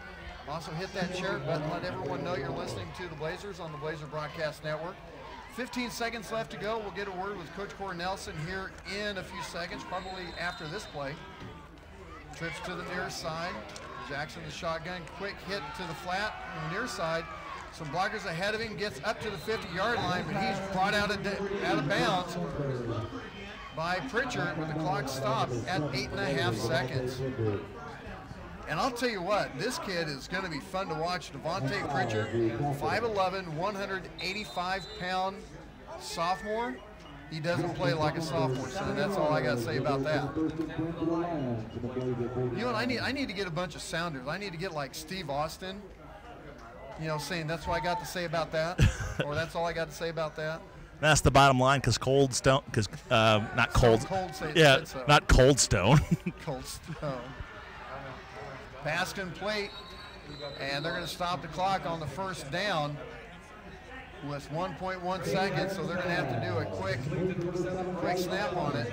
And is Coach Rippey really going to call a timeout with 1.1? He's going to call a timeout. He's going to set something up downfield.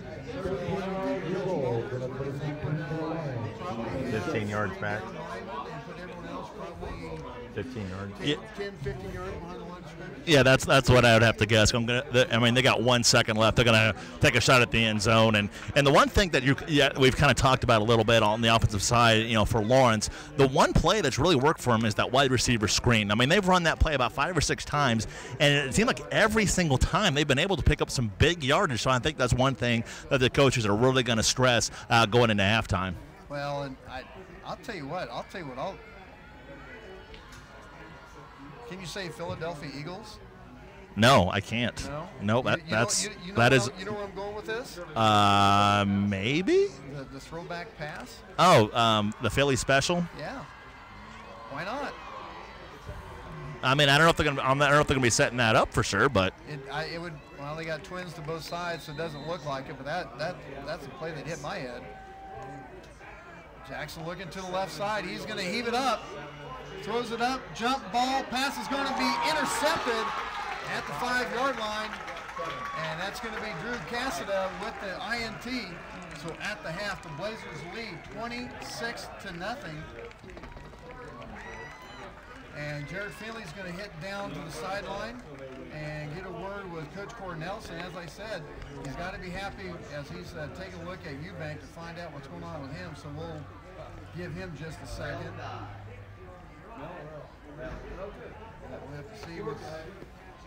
And I kind of had a chance to look at Eubanks' knee, and it did. I mean, like I said, I'm not a doctor or anything, but it did not look good, and he was in a lot of pain, and I think his night is absolutely done. Well, and I couldn't tell because they looked like they might have been. He looked like he was looking at his ankle, but now they've got him on the table. So Jared will get down there with. Coach Cornelson, like I said, he's good with the offense, but the special team's going to need to shape up a little bit. All right, I do have Coach Cornelson here real quick. And, Coach, just give me your first opening thoughts about that first half. I thought we did pretty well. Defense came out and did a nice job. We had a crucial injury there, but, we'll figure that out here at halftime. But offense moved the ball other than one drive. We had some miscues, so that wasn't good. But all in all, I'm pleased with our effort. Coach, what do you want to see out of your team that second half? We got to come out. Last week we came out second half and laid an egg after being up. So we'll see if we learn from that and play better second half than we did a week ago. All right, Coach, thank you. Guys? All right, the coach's comments brought to you by Capes Whole Homes Heating and Cooling. Remember, they are the reason why we have HD video broadcasts. When we can do video broadcasts, give Sean Capes a call for all your heating and cooling needs. He's got a special tune-up, a special check price. Just give him a call. Look him up on Facebook. Capes Whole Homes Heating and Cooling. You can see his logo right there. Make sure you tell him a huge thanks for the sponsorship on the Blazer Broadcast Network. Take a time out. Be back with stats, scores, and some other stuff on the McCarthy Auto Group halftime show after this on the Blazer Broadcast Network. Hey, Blazers fans! The McCarthy Auto Group is proud to support Gardner Edgerton Sports. Remember, when you're in an accident, after you call 911, make your next call 800-NEW-AGAIN for one of the 5 conveniently located McCarthy Collision Centers. Call or click 800-NEW-AGAIN for the McCarthy Collision Centers. For award-winning service performed by certified technicians with decades of experience, call or click 800-NEW-AGAIN.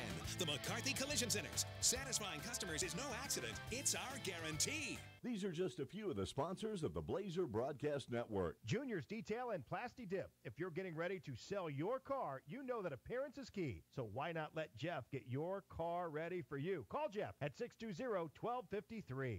American Computers. There's a reason why American Computers is the official computer store of the Blazer Broadcast Network. It just takes a single visit to find out why. American Computers, 325 North Moonlight, across the street from Trails West Ace Hardware. Humphrey's Family Dentistry. For the best in general dentistry, Humphrey's Family Dentistry will give you the smile you've always wanted.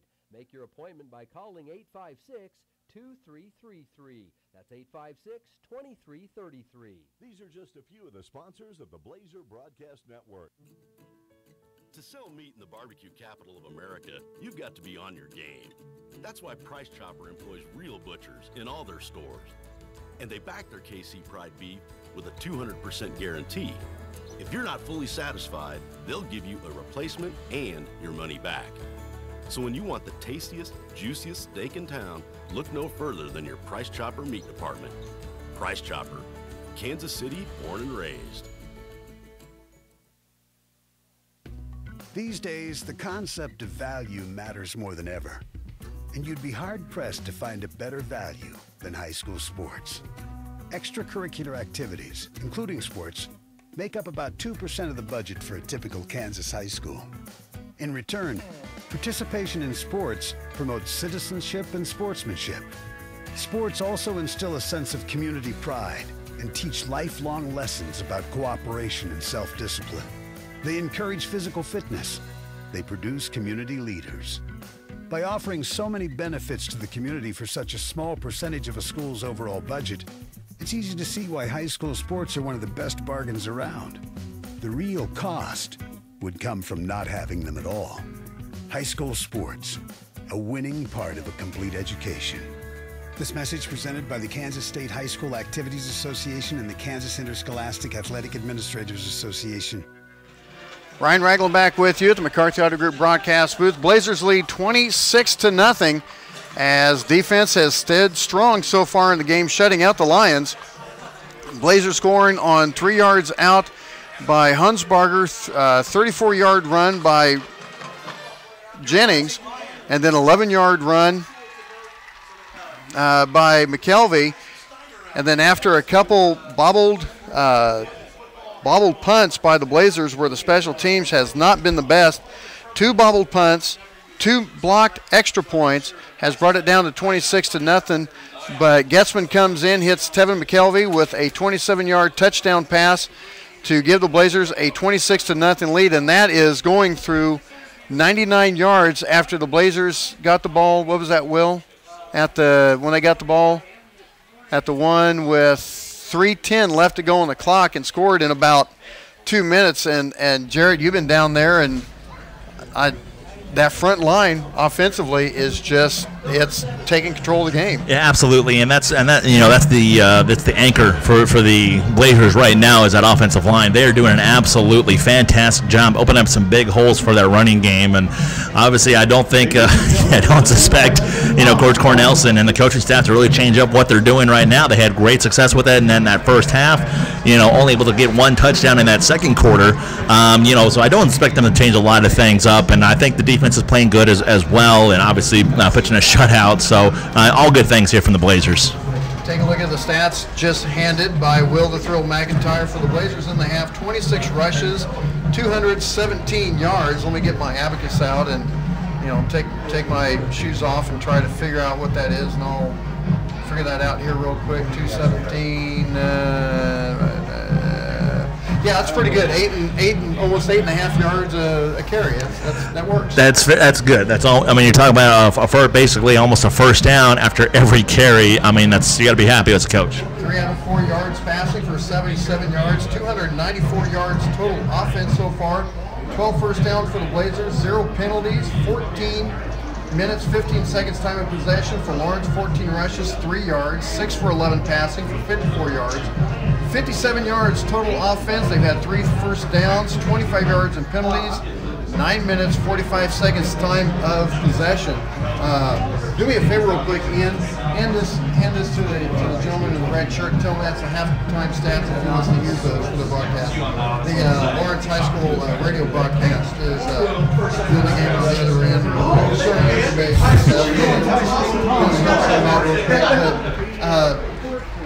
Predominantly, it's the right side of the Blazer offensive line, and and it's not just going from a dive to the right side. They've also brought Rodriguez from the left side, and he has his big run going off that right edge. Lawrence has actually blocked it a couple times, but obviously not enough. But and also what the Blazers have done, what this offense does. suck in, boom, roll over the top. They get a big gain, and they actually bring Getzman in. Right. And gets that nice pass to McKelvey at the goal line. Exactly, and like I said, they've only passed the ball 3 times today, and 4 times, 3 out of 4 here today, and one was a big one was a big gain, another one was a touchdown. So that's what this offense does, is it just brings that secondary just closer and closer and closer, and then all of a sudden go up top, and it's a big gain for the Blazers. Take a look at the scores around the Super League and the state of Kansas, the ones that kind of surprise us. Let's see, I'll go through 26-0 BH over Mill Valley. We kind of figured that one. Blue Valley 28-0 over Southwest. Kind of expected that one. This one still shocks me. 14-10. Pittsburgh leading the defending state champs of Blue Valley. And I'm just going down the line. I'm not picking EKL first. Blazers 26-0 at the half. Olathe East 16-7 over Olathe West. 30-0 the Eagles over Shawnee Mission West.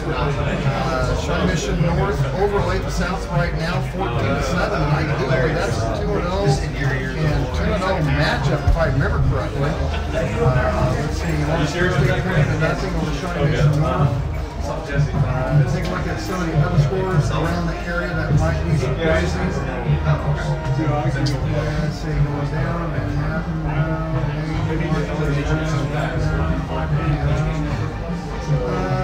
Battle of the Purples, 20-0 Lewisburg over Baldwin. That's Salina Central and the Salina Cougars. The Mustangs leading 7-0. That's well for MUST ANGS. That was our chant band. Now we go MUST ANGS. You had to be there, I guess. I guess yes. It's one of those geography, another geography joke. Geology. And as Coach Cornelius was talking about, they need to come out with the same intensity and need to be able to finish the game. But the other thing that he really didn't come out and say, and I guarantee he's saying it down in the locker room, and you were making the comment of it, that he was up there challenging his offensive line on the field goals. Those guys in the black shirts, they have to stay on that side of the ball. They can't come into our area. Exactly, and that's one thing that that we saw on the field, that the coaches really came after those offensive linemen especially during that second block kick. Your first one, you kind of let that one go because it happens every now and then. But to have back-to-back blocked extra points, as of right now, it's a 26-0 ball game. But now you're talking to getting deeper into the competition. You may be going into a playoff situation. 2 points is a lot of points when you're talking about close football games where every yard matters. You get to the point where you play teams like Orange Free State. Yes. You're marching lions. In the playoffs, you play Blue Valley. Everyone up there. You play Blue Valley North. Even though Blue Valley North is struggling, they still got playmakers. Yes. Those kids know what it takes. When you get into the playoffs, you can't do that. You get to the point when you get to the playoffs, the first round, depending on where you see this, okay, but when you start getting to the second and third round, mistakes get magnified. Yes. It may not be a game right now where the mistake may be magnified. It's still 26. You know what? If it's a 26-20 game, you're sitting there going, we can't let that happen because now they can score touchdown field goals at the end of it. Right. You've got to have the mentality saying we have to finish every play. Exactly, and that's one thing the coaches are really stressing right now in the locker room, and we're going to see what kind of determination this team has coming into the second half and how they answer what they did in the first half. We're going to take a quick time in here on the McCarthy Auto Group halftime show. Blazers leading 26-0. Jared's going to hit down on the field and get a word with Coach Walters on the defensive side. It's the Blazer Broadcast Network, McCarthy Auto Group halftime show, coming back in a minute on the Blazer Broadcast Network. Hey, Gardner Edgerton fans. The McCarthy Auto Group is a proud supporter of youth sports across the Blazer Nation. If you're in the market for a new or pre-owned vehicle, or you need service or body work done, we hope you'll visit one of the 11 McCarthy Auto Group locations. Visit kccars.com for over 3,000 new, certified, and pre-owned vehicles. Our inventory covers most every make and model and prices to fit every budget. The McCarthy Auto Group, with locations in Olathe and Overland Park, Kansas, and Blue Springs and Sedalia, Missouri. Go Trailblazers! These are just a few of the sponsors of the Blazer Broadcast Network. Capes Whole Homes Heating and Air Conditioning, where customer service and industry knowledge collide. Capes Whole Homes Heating and Air Conditioning, 638-1647. American Computers. Never feel intimidated about going to a computer store. John and the boys are always happy to help you understand your computer better. And if something needs to be fixed, they will help you understand what's going on. American Computers, 325 North Moonlight, 2 doors north of Cherryberry. Blazers Restaurant. After every Blazer football game, Blazers will be open till 11. So after a great game, stop in and get a great burger. Blazers Restaurant, 131 North Center in Gardner. These are some of the sponsors of the Blazer Broadcast Network. Ryan Ragland back with you at the McCarthy Auto Group broadcast booth as Jarrett Finley's heading down the sideline to get a word with Coach Walters. And then I guess he's going to hand the microphone over to Ian Ford a little bit. Yep, got to get Ian some experience. He wants to, said that's his goal is to get into broadcasting. As long as he doesn't go duck on the side, he'll be okay. Anything's better than duck. Well, it depends on how you want to take it. That's right. So we're going that way. Real quick, looking for Coach Eubank, and you got there ahead of you. I'll let you get a word with him. All right, talking to defensive coordinator, Coach Walters, and Coach, talk about your defense in that first half. Got to be pretty happy pitching a shutout right now. Well, the shutout looks good, but everything else, fundamentally wise, we weren't real sound. There's a lot of things we need to work on. It's kind of funny.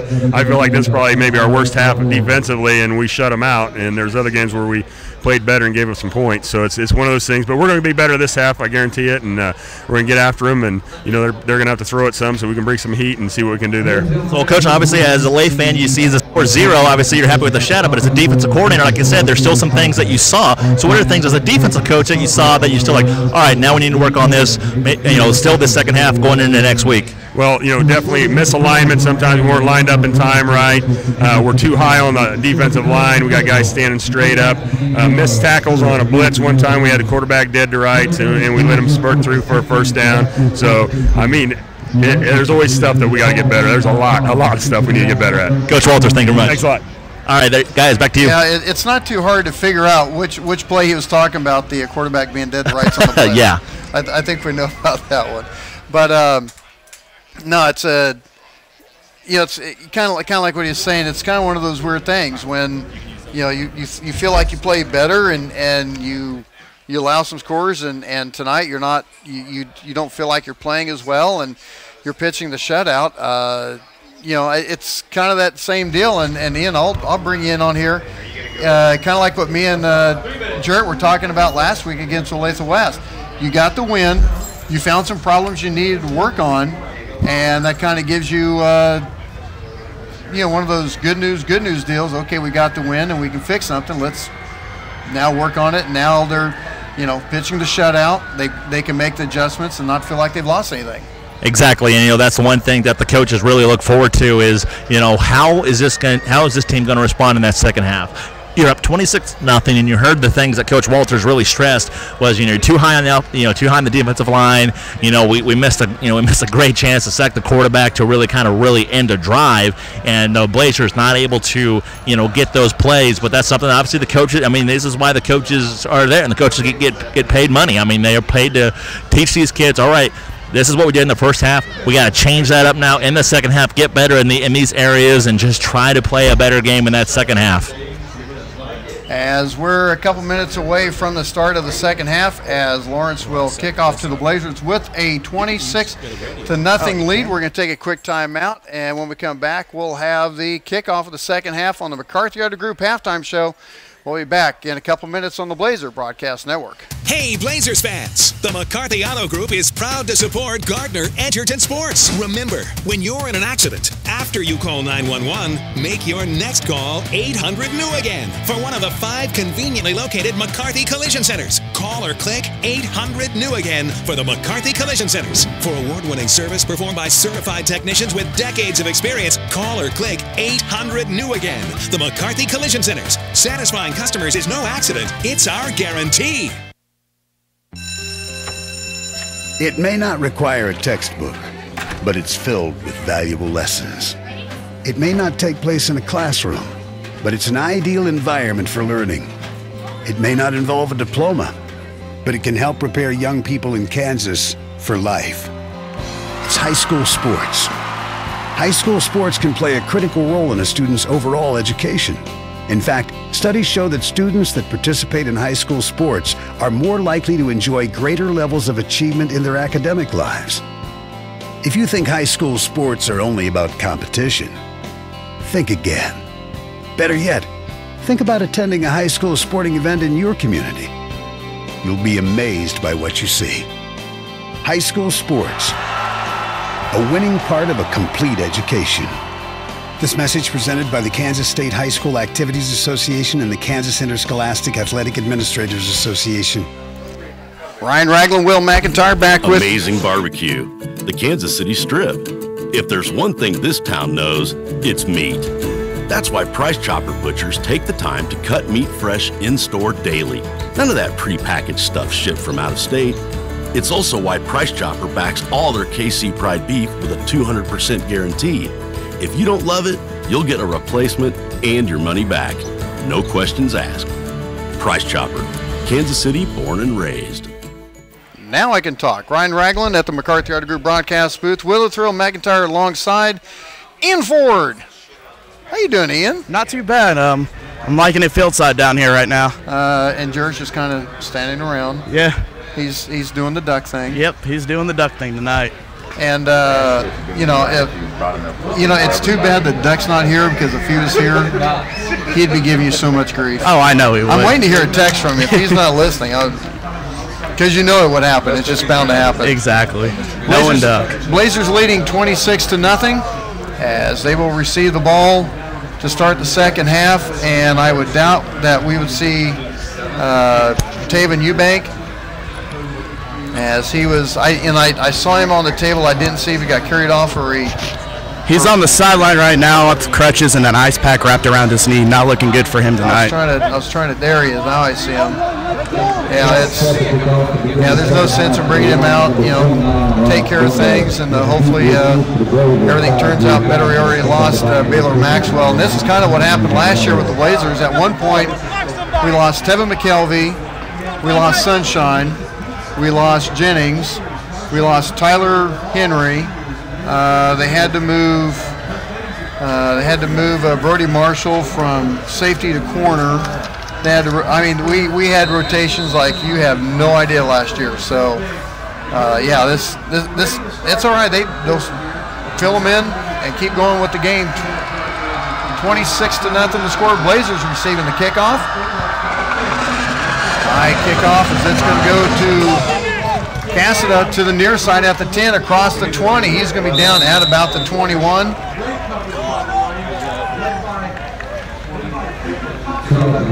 Over there at the radio station, go grab it from over there real quick.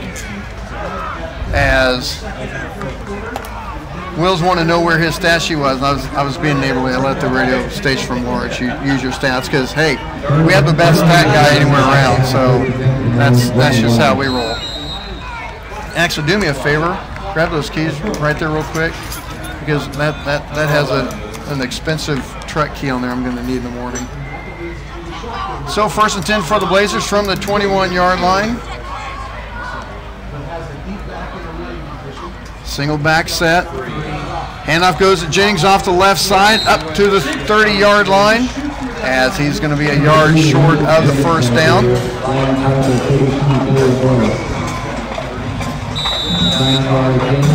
I would pretty much think that the Blazers are going to keep this ball on the ground, just keep that clock running, as now in the game for the Blazers is Ty Bradford, 5'6", 150-pound senior, as he's playing a wide out, now on the near side.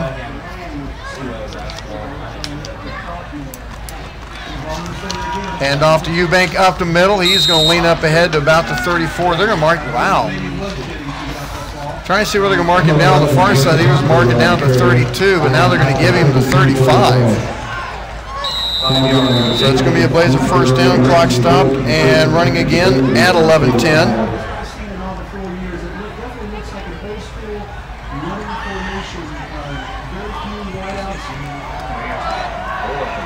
Sun's gone down, obviously. Beautiful night here in Lawrence. 1st and 10 from the 35-yard line. Hand off to Jennings off to the right side. bangs up ahead behind Rodriguez as he's going to get 5 yards on the carry.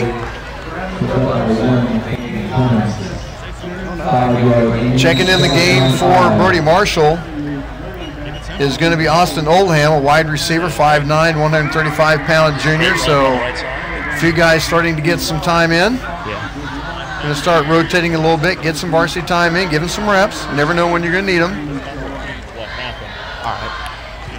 Single back set with Jennings, or excuse me, I set, gives it up to Hunsberger up front. He leans up ahead. He's going to get a first down. It's a good push by the line right there.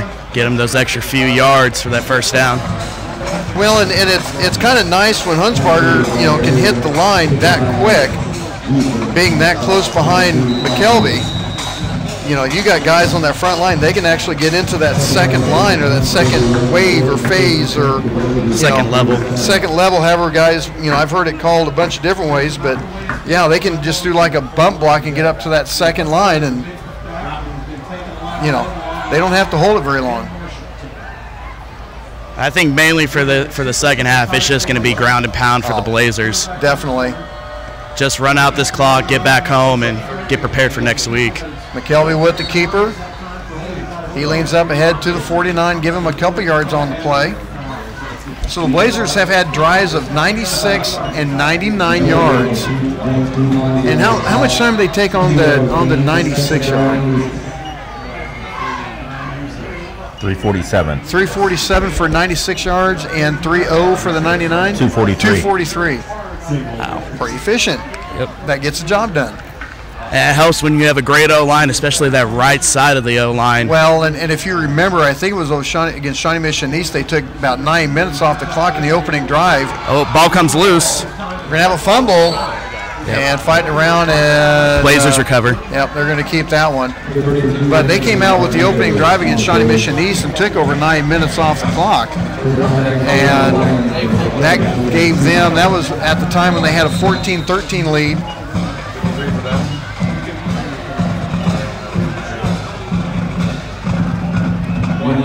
Or I believe it was 14-13. Wasn't it that? I'm trying to remember. They had a 9-minute drive. I thought it was the opening half. So 3rd and 7 from midfield. Blazers working right to left. Hand off to Jennings off the left side. Leans up ahead. Fights for the 45-yard line. He's going to be about 2 yards short. And make it 4th and about 2. And looks like Coach Cornelson's going to go for it as he's giving a play to Ethan Reynolds. Reynolds gets some time in, a 5'10", 135-pound sophomore. And it looks like they're going to go for it on 4th and 2.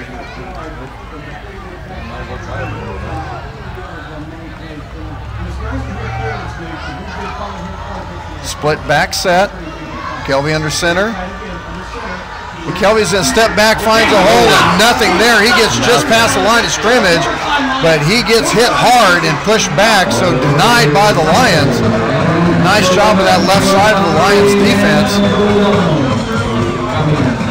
Yeah, great push by the Lions defense right there. McKelvey just couldn't spin out of that tackle, and unfortunate enough for the Blazers, their drive ends just close to their own side of the 50. Kind of the version of the Thunder set that Coach Dino would run, having the split backs under the tackle and the guard, and McKelvey would take a step back as they would make that push forward, and he would make that sidestep and read the blocking, and there just wasn't anything there. Too many guys on that side of the line for the Blazers to block.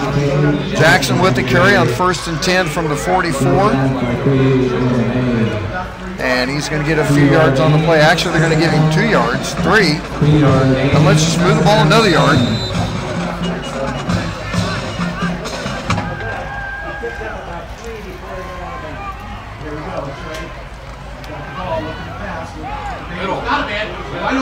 Oh, nice.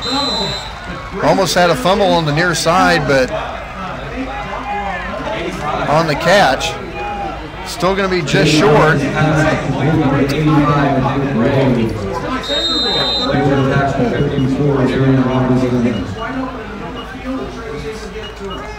I have to check it down, 3rd and 2. Ball on the 48-yard line of the Blazers, out of the shotgun. Jackson back to pass on the flat to the far side, gets a blocker ahead of him on that screen, and he's got one man to beat, but not from behind is going to be Robertson. Pass completed to Devin Neal. Injured Lion on the field on the far side. That was a good execution. A few times that first half, the Lions executed the wide receiver screen pretty well, and this time, I think it was the first time they ran the screen. Good, decent gain for them. Gives them a first down in the red zone.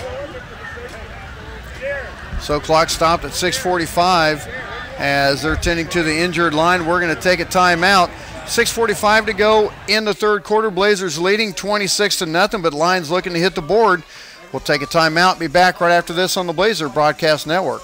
These are just a few of the sponsors of the Blazer Broadcast Network. Junior's Detail and Plasti Dip. When your car looks good, you feel good. See how good you can feel today. Junior's Detail and Plasti Dip. 620-1253.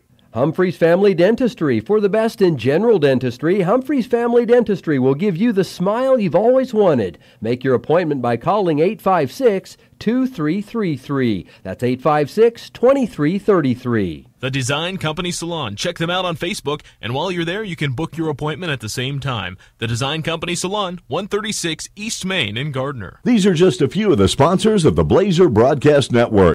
There's just one place where students are students first, and athletics are played with purpose and perspective. That place is your local high school. High school sports offer more than the joy of competition. Studies show that student athletes in Kansas are also likely to enjoy greater levels of achievement in other areas of their lives, including academics. High school sports, a winning part of a complete education. This message presented by the Kansas State High School Activities Association and the Kansas Interscholastic Athletic Administrators Association. Ryan Ragland, Will McIntyre at the McCarthy Auto Group broadcast booth. Ian Ford and Jared Finley down along the sideline. 6.5 to go in the third quarter. Lions looking to score from the 20-yard line. Jackson with the play action, keeping it to the near side, breaks a couple tackles. He's going to be brought down at the 15-yard line on 1st and 10. It's a nice move there by Jackson. Being able to make something out of nothing. Yes, exactly. And he's only a sophomore, and I mean, you give him time, give him another year or two, he's probably going to be one of the top quarterbacks in the state. Maybe it's just time to grow into the system, of course, just the way he moves. Yep, 6 minutes to go, ball in the 15, 2nd and 5. You think that?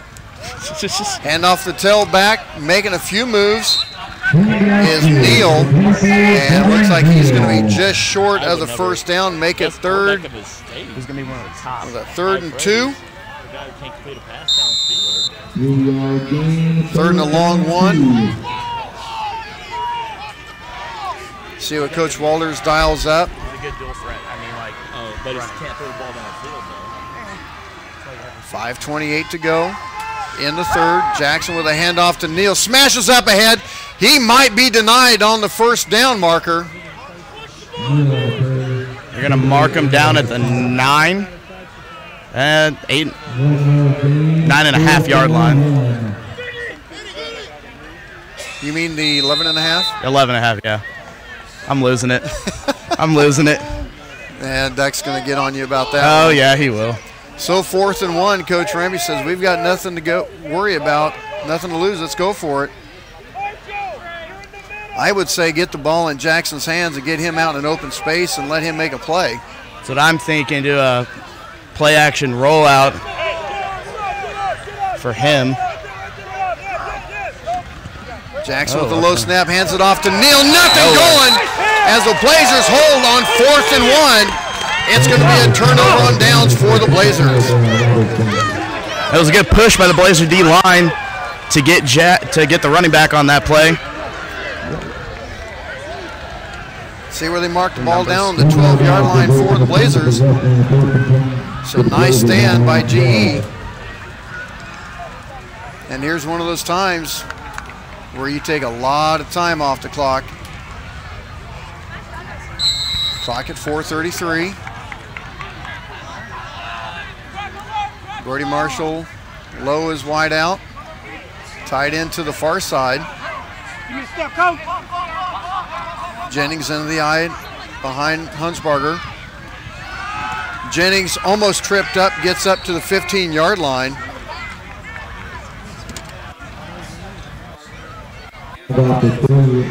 So give him a couple yards on the play.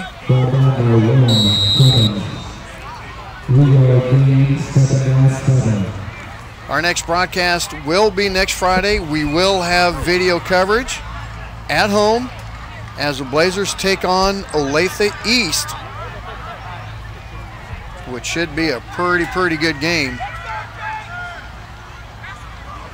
2nd and 7, ball on the 15-yard line for the Blazers, working right to left. Handoff to Rodriguez from the near side, goes to the far side. He's tripped up from behind the line of scrimmage.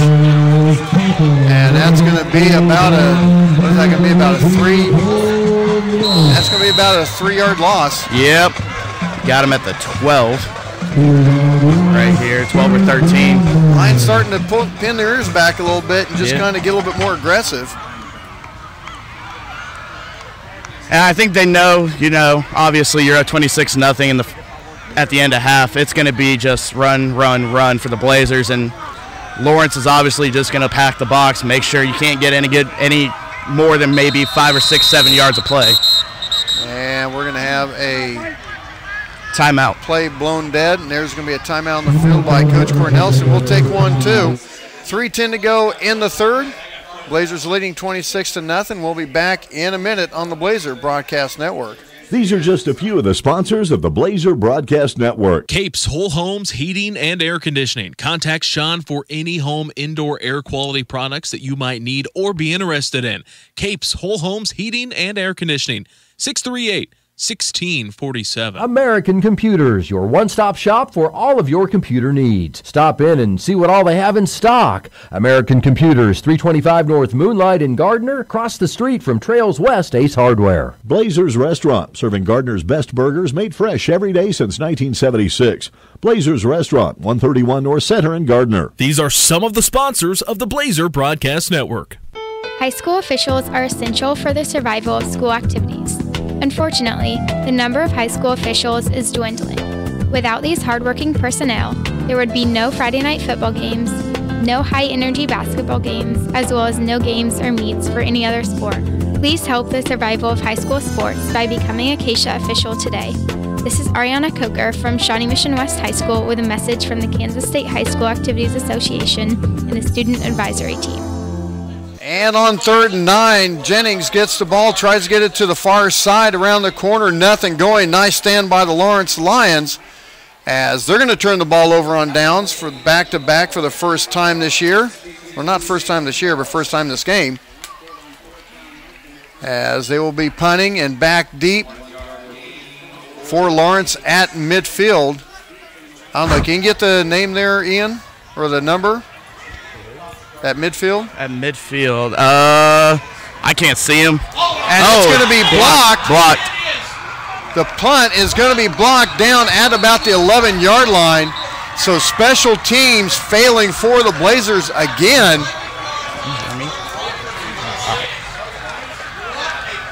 And that's going to have to be something that's got to be fixed by next week. I guarantee that will not happen again. I didn't see Coach Cornelson's reaction. He's talking to Getzman, trying to find out what he saw, and I guarantee they're going to be looking at that over film. So that Lawrence will get the ball at the 11-yard line. That's a third blocked kick by Lawrence today. And that's 2 field goals and a punt. Yeah, 2 field goals and a punt. And if you're the Blazers, that's something you've got to improve. Like we said in the halftime show, that costs you games later in the season, especially against tougher competition. As the competition gets tougher, that costs you games big time. And they're missing a man on the offensive side. Play clock down to 5. Jackson back to pass, looking for a corner. Pass is going to be complete.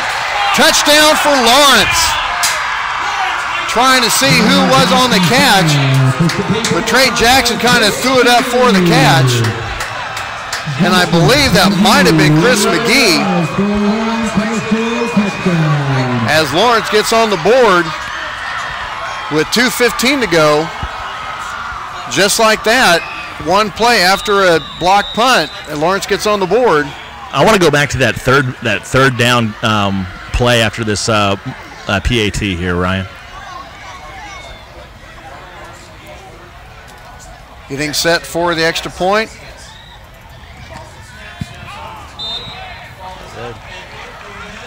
No good. He missed it. And it's going to be no good. And Ryan, if I may, going back to that third down play, as you're up, you were up 26-0. I know you were on your own 13, 12-yard line. Why not pass the football? I don't understand. Why not try to put it in the area? I mean, you had I think 8 or 9 yards to pick it up, but a simple run to the right side obviously just was not enough for the Blazers. I don't know, maybe just a little confusing choice right there, deep in your own territory. Why not just try a pass play? And if you don't get it, fourth down, just punt it away. Yeah, and I think part of the deal right now is, just the way the offense works that Cornelison has. You just keep the clock running. But it's, I see exactly what you're talking about too. But so 2:15 to go in the third quarter, 26-6 the score. So we've had 2 blocked extra points, a missed extra point. We've had blocked punt. Two blocked, or no, we've had one blocked punt. We've had, I'm trying to think in my head, we've had 2 blocked two missed punts, bobbled for turnovers. Special teams on both sides just has not been at a premium. That's right, and like I said, going into next week, that's got to be something this week they got to practice. Is punt return and blocking on point after attempts. Calvin returns the ball across the 20 up to about the 23. Blazers will get the ball. They're going to mark it down at the 24-yard line.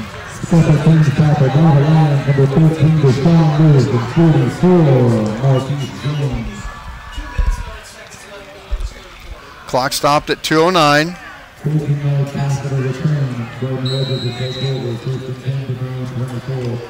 It would behoove the Blazers to get a drive here.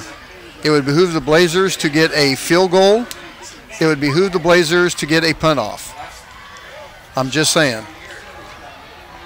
Coming out of the eye, hands off to the fullback, Hunsbarger, nothing there. So evidently there's been some adjustments by the Lawrence Lions up the middle. And I know like I said, we talked to Coach Cornelison at halftime, and he said, well, I want to see how this team responds in the second half. And right now, it's not going well. It's not going well. He is not. I obviously, as a coach, you cannot be happy with the way your team is playing right now, because he said last week they just laid an egg and they just could not get anything going. Well, right now, third quarter about to wind down, and Gardner's about to lay an egg in this third quarter. That thing hasn't even hatched yet either, unless it might be the same egg they're laying on. So McKelvey trying to keep it himself to the short side, brings it to this way, and barely gets to the 30-yard line, stops the clock at 1:22. And it's going to be third and about 4, 3rd and 5. Yeah. Mark the ball down at the 29-yard line. Blazers need to get to the 34 or just past it. I feel like this is the time, third and mid and third and long situations now. You might want to throw a pass or two just so you don't have a dead drive. Keep the defense honest. Yeah. Jennings in motion, and we're going to get a false start. Or not a false start, but encroachment, I believe. Neutral zone infraction is what they call in the NFL. Yeah, the no fun league. Yeah, the no fun league. So that makes it look a little bit different. Actually, they're going to say that was 3rd and 5, and that's going to be enough for a first down. I thought it was 3rd and 6. So that gives the Blazers a new set of downs.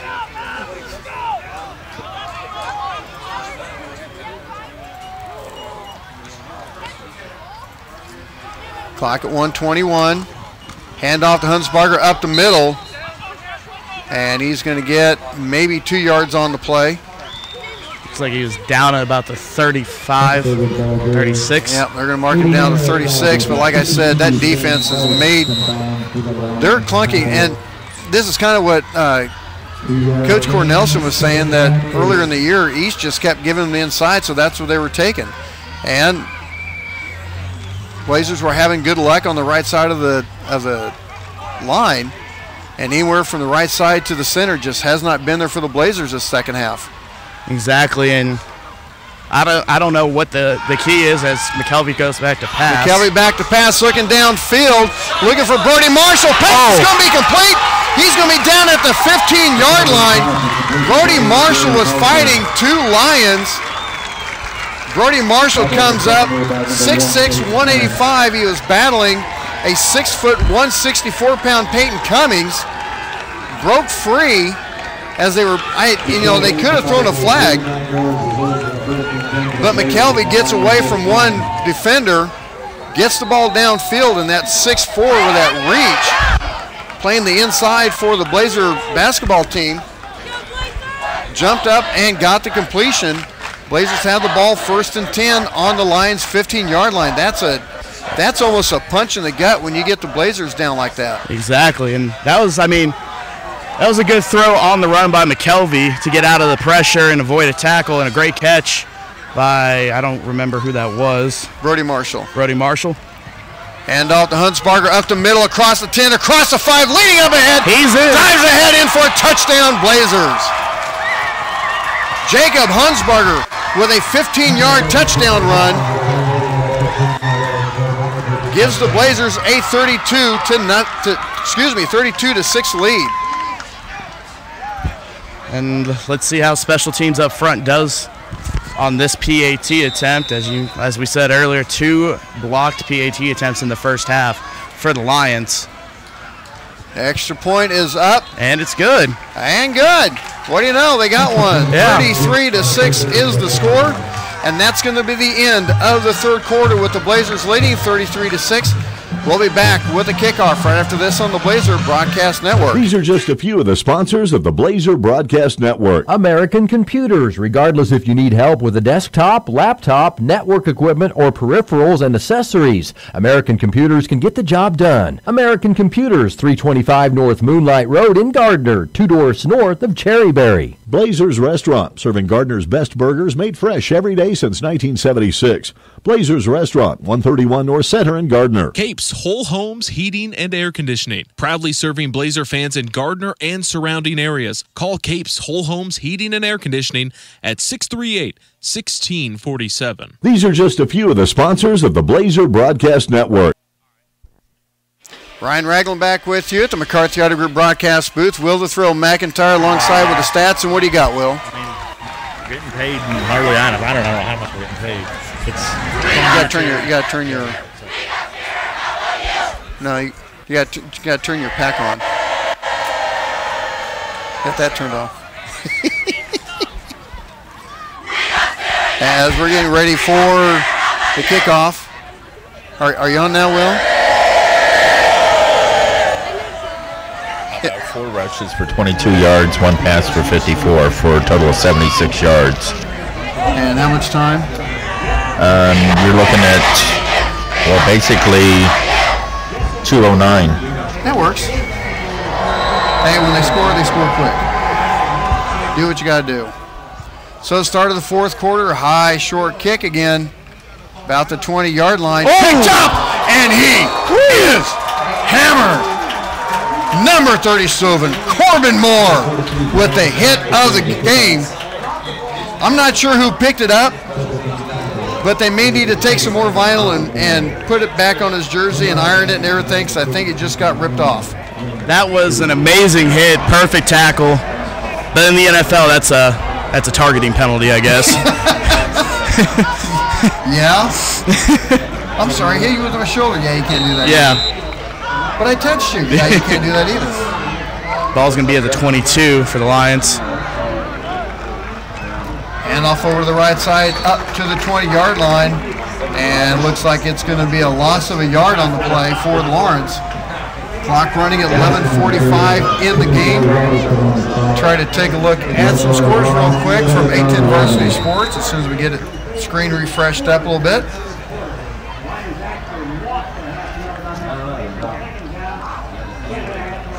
Jackson back to pass. Blitz coming for the backside. Oh, good swat there by number 54.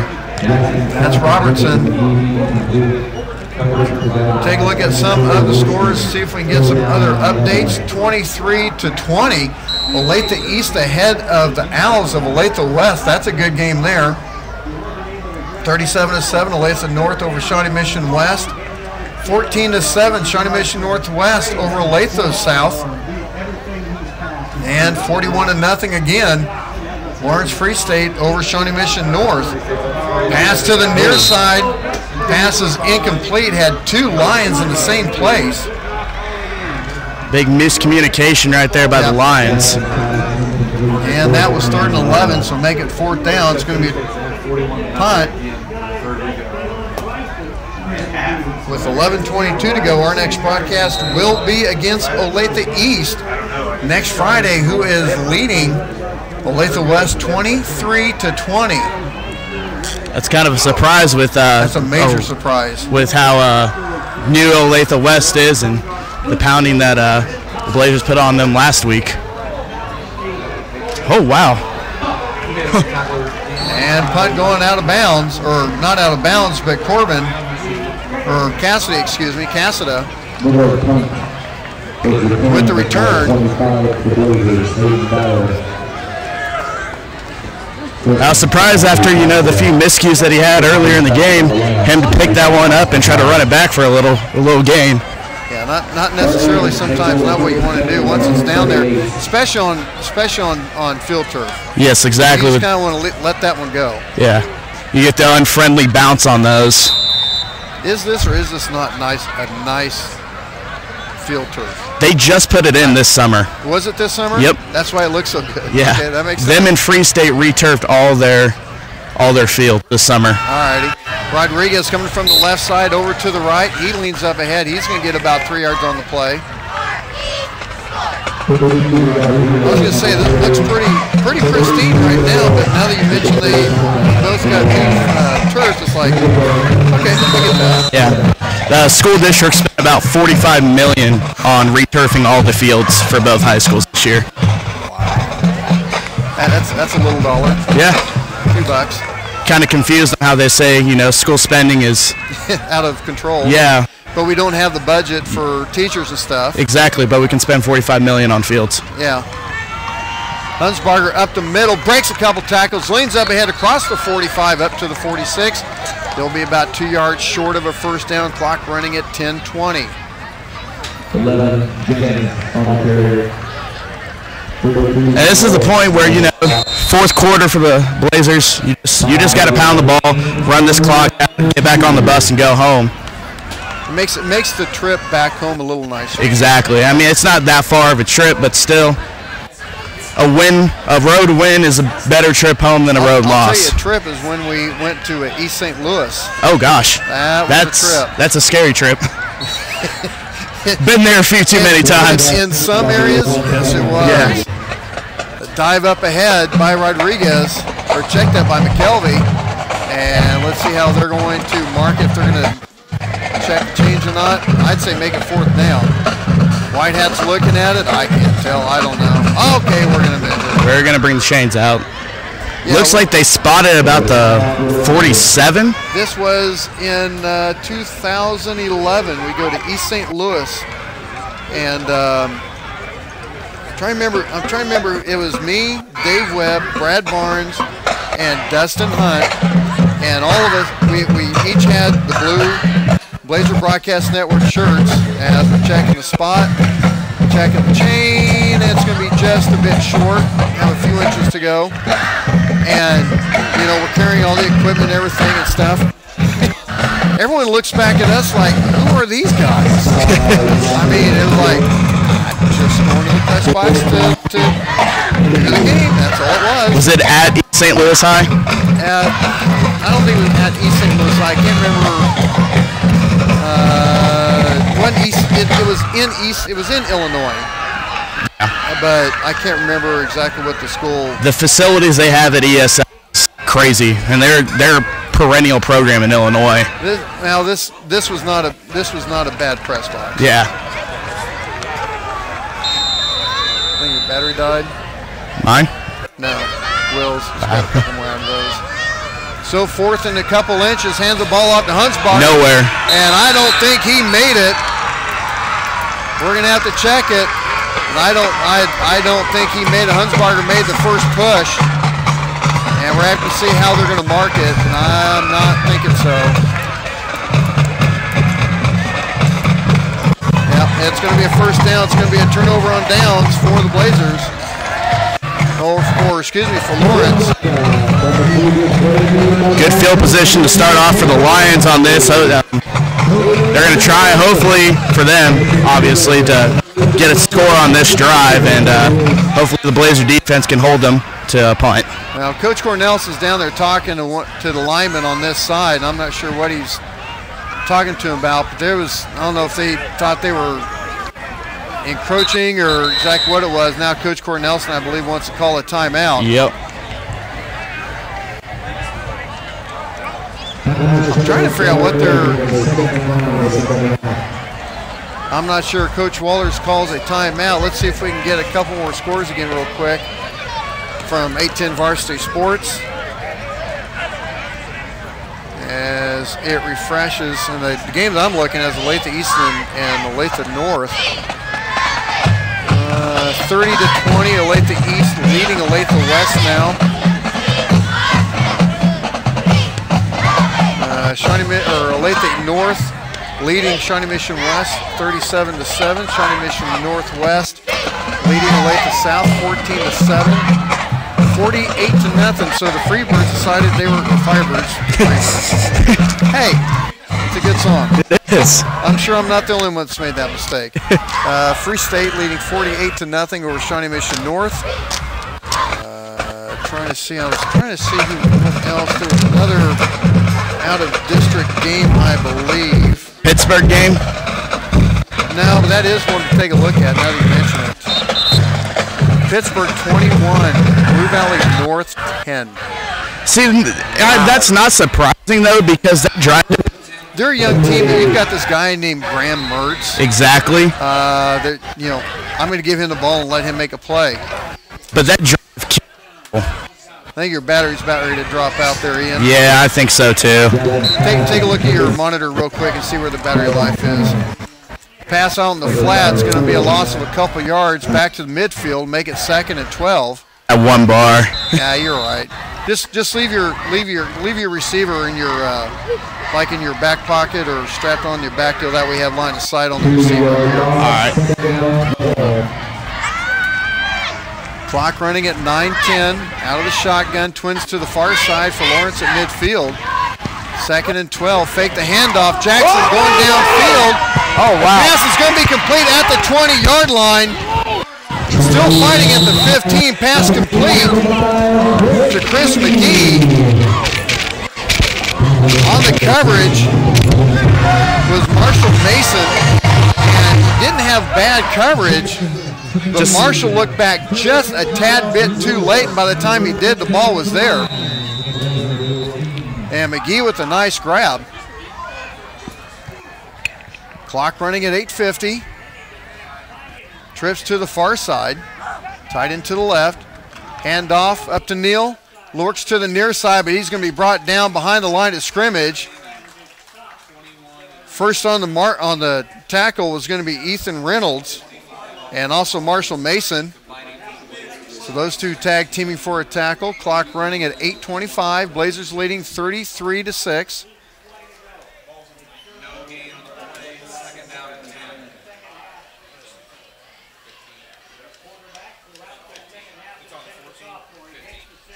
Handoff goes to the inside, or check that. Faked the handoff and went for the pass, incomplete. So it's going to be 3rd and 10 for the Lions, and obviously 4-down territory for Lawrence. I'm back on now. You're back on? Yep. Tight end to the left side, Twins to the far side with a running back with Jackson. On the slant, the pass completed to Byron Cummings. It's a good quick slant route right there by the Lions. Those are probably one of the hardest. If you can get the right spacing, those are probably one of the hardest routes to cover. It's that cut that you make that makes all the difference. Clock running at 7:45. 4th and 3 for the Lions. Twins to the near side. Jackson back to pass, looking for a corner route. Passes up and out of bounds.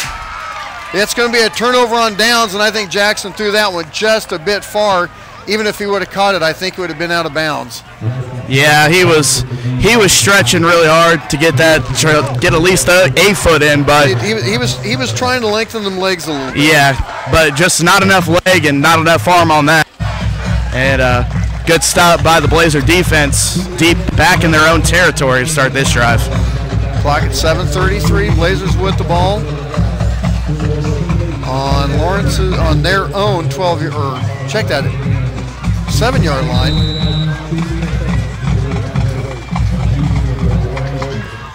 Our next broadcast will start at 6:15, 6:20 next Friday as the Blazers host the Hawks of Olathe East, as they are leading Olathe West right now.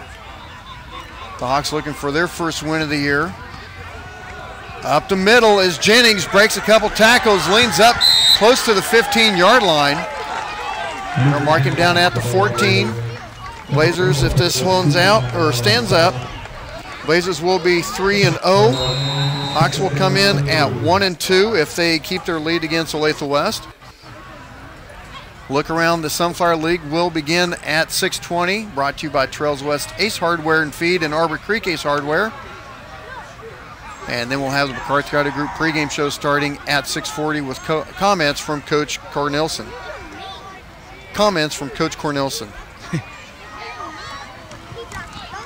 McKelvey fakes a handoff. He was going to keep it, nothing to the right. Tried to cut it back inside, not much there, but he's going to be close to the first down marker. Injured, looks like on the field right here, number 32. Looks like it might be a shoulder the way he's holding it. Shoulder injury, and he'll walk off the field. 5'9", $170, not much to him there. Exactly.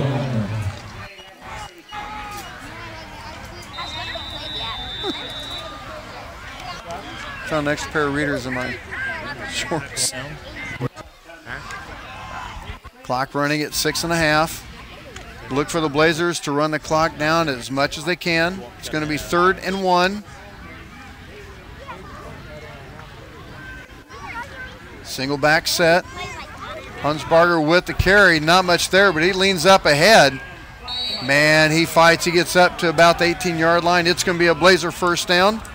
Good push there by Hunsbarger.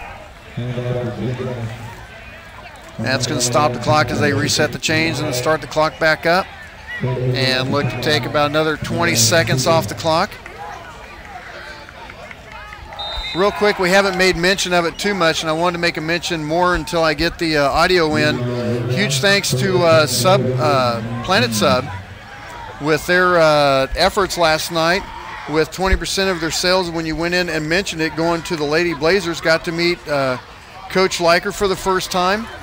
And even though you had another sub place, Planet Sub was pretty good. I think you would agree Planet Sub's pretty good. I've never had it, but... Oh, really? Well, yeah. Maybe you need to. Rodriguez follows the blockers, cuts it back inside, leans up ahead, close to a first down marker. Rodriguez had a couple blockers ahead of him, but he had a big hole to the left. He said, all right, I'm just going to take that one. It's a good recognition by Rodriguez right there to get to that big hole. Oh, it looks like we're at a 2nd and 1.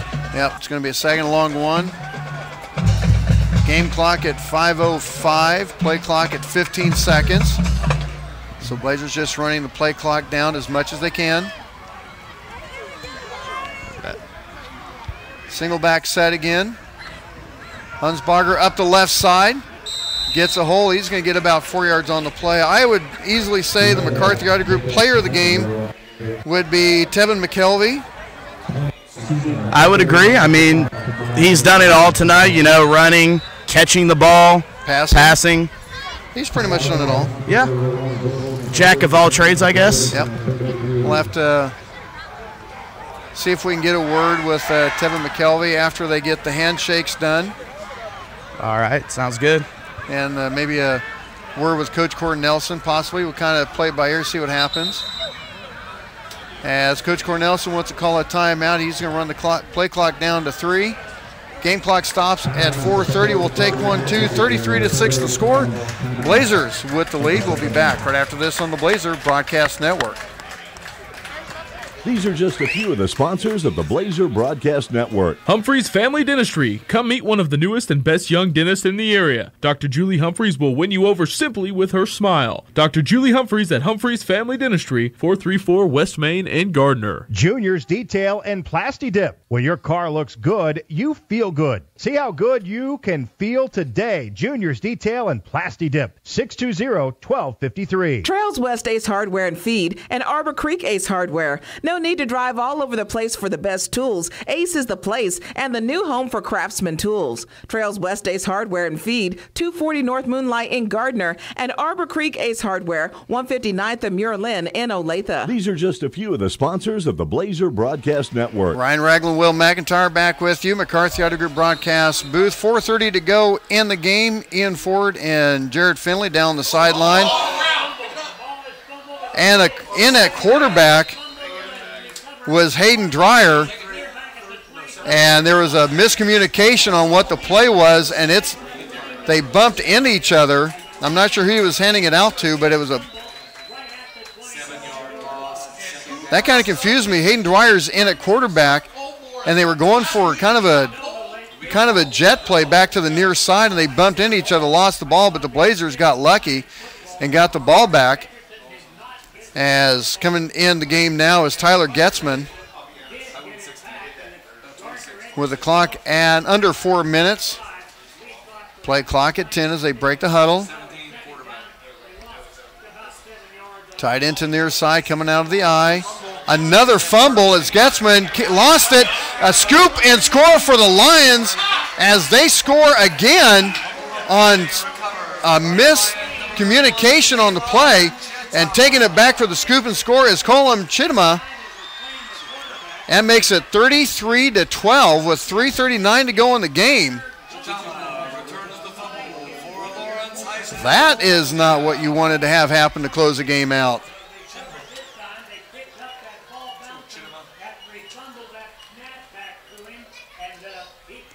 So clock at 3:39, 33-12.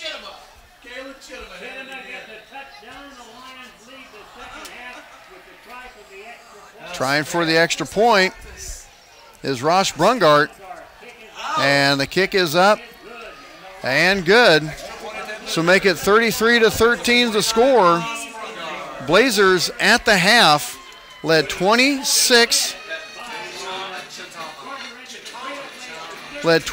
to nothing, and the Lions have shut them out in the second half and have outscored them 13-0.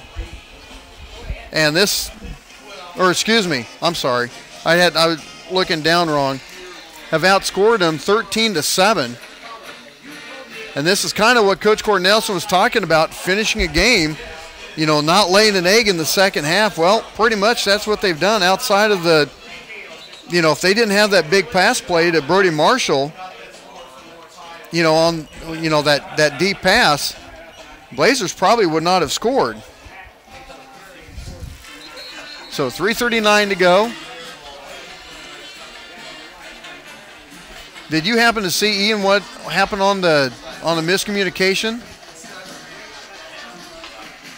Here, let me turn you up.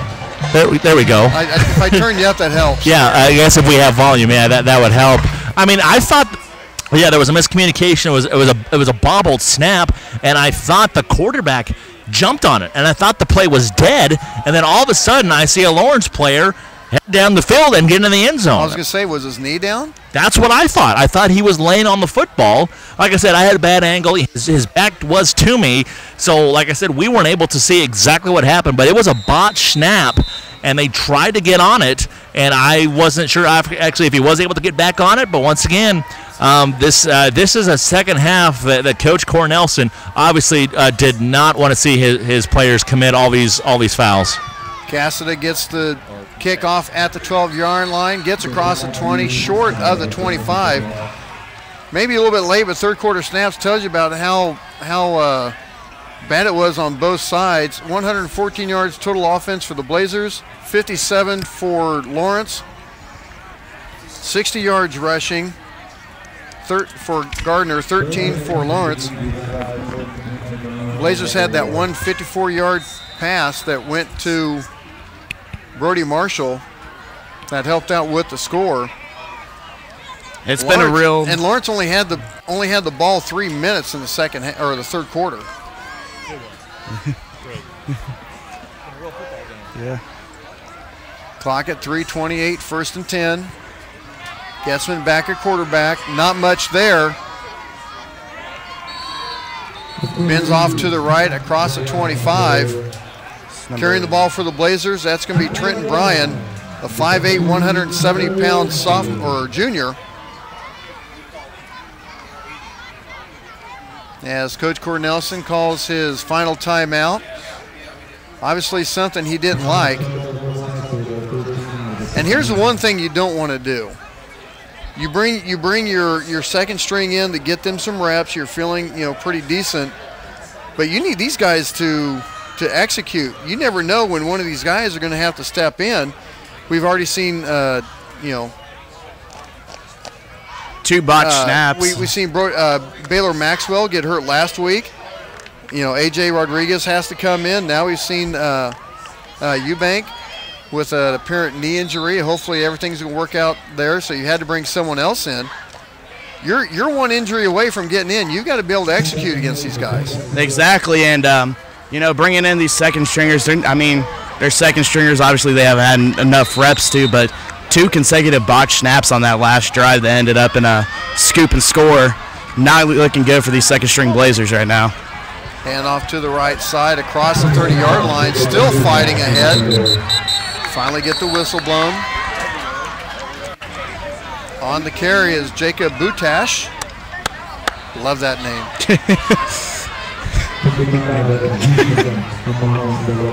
Clock stopped at 3:09. And I think that might have been a timeout by Coach Rempe. And if you notice, Ryan, we're going to see a lot of the Lawrence players. They're going for the football. They're They're definitely trying to strip it away from the football carriers. So now, not only do you have the second string in, you have the second string running back, and you have the second string quarterback in. So obviously, as a coach, you're telling these guys, use 2 hands on the football.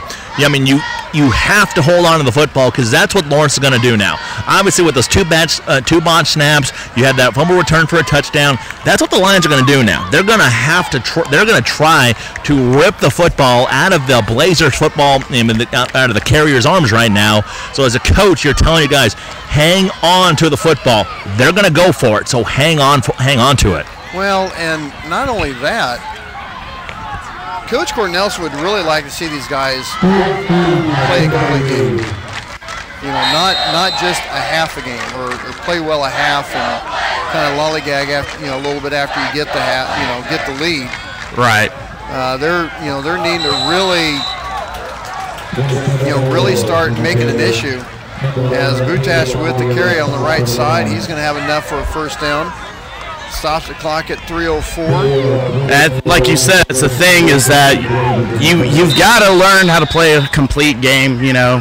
First half, you can't. Not every game you're going to be able to score 20, 30 points in the first half, and then be able to somewhat afford to take it easy the second half. There's going to be times where you're playing a 14-13 or a 20-17 game at half, and you can't afford to lay an egg in the second half and then get outscored by another 20. Hand off up front to Bryan, and not much there. Make sure you hit the subscribe button down below the screen, that little red square. Subscribe to that, and anytime we set up an element or hit the broadcast or something, you're going to get an alert. That way you can just click right on it and get right to it. That keeps you updated on what we're doing on the Blazer Broadcast Network. Also, hit the like button on there and hit the share, so that way people know where they can find the Blazer Broadcast Network covering the Blazer football and boys and girls basketball team this year. Clock running at 2 minutes. Getzman hands the ball off to Brian, and just not much there, about 5 black shirts on top of him. And that was 2nd and 9. And they're going to say he got maybe a yard to make it 3rd and 8. The clock's still running. We'll see when they start the clock.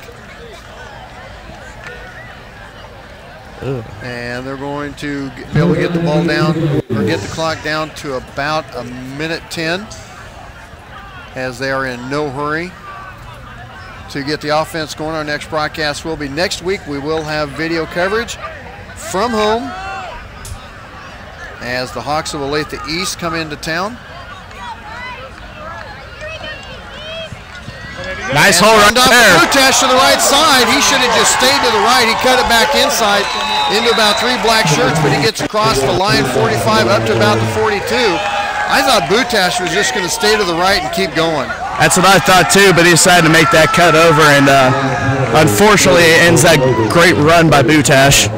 And that's pretty much going to seal the game. They can get into victory formation. 1 timeout for Lawrence.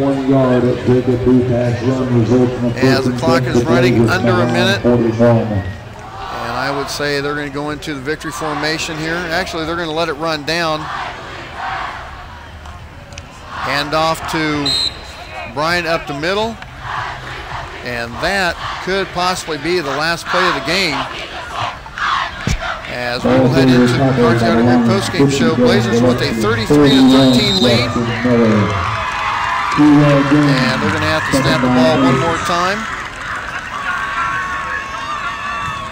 So the Blazers will go to 3-0. Lawrence Lions will go to 0-3. Blazers get set to take on Olathe East on Friday night. We're going to take a timeout, be back with the McCarthy Auto Group post-game show, try to get a word with Tevin McKelvey or Coach Cornelson. We'll be back in a minute on the Blazer Broadcast Network. Hey, Blazers fans! The McCarthy Auto Group is proud to support Gardner Edgerton Sports. Remember, when you're in an accident, after you call 911, make your next call 800-NEW-AGAIN for one of the 5 conveniently located McCarthy Collision Centers. Call or click 800-NEW-AGAIN for the McCarthy Collision Centers. For award-winning service performed by certified technicians with decades of experience, call or click 800-NEW-AGAIN. The McCarthy Collision Centers. Satisfying customers is no accident. It's our guarantee. These are just a few of the sponsors of the Blazer Broadcast Network. American Computers. Regardless if you need help with a desktop, laptop, network equipment, or peripherals and accessories, American Computers can get the job done. American Computers, 325 North Moonlight Road in Gardner, 2 doors north of Cherryberry. Blazers Restaurant, serving Gardner's best burgers made fresh every day since 1976.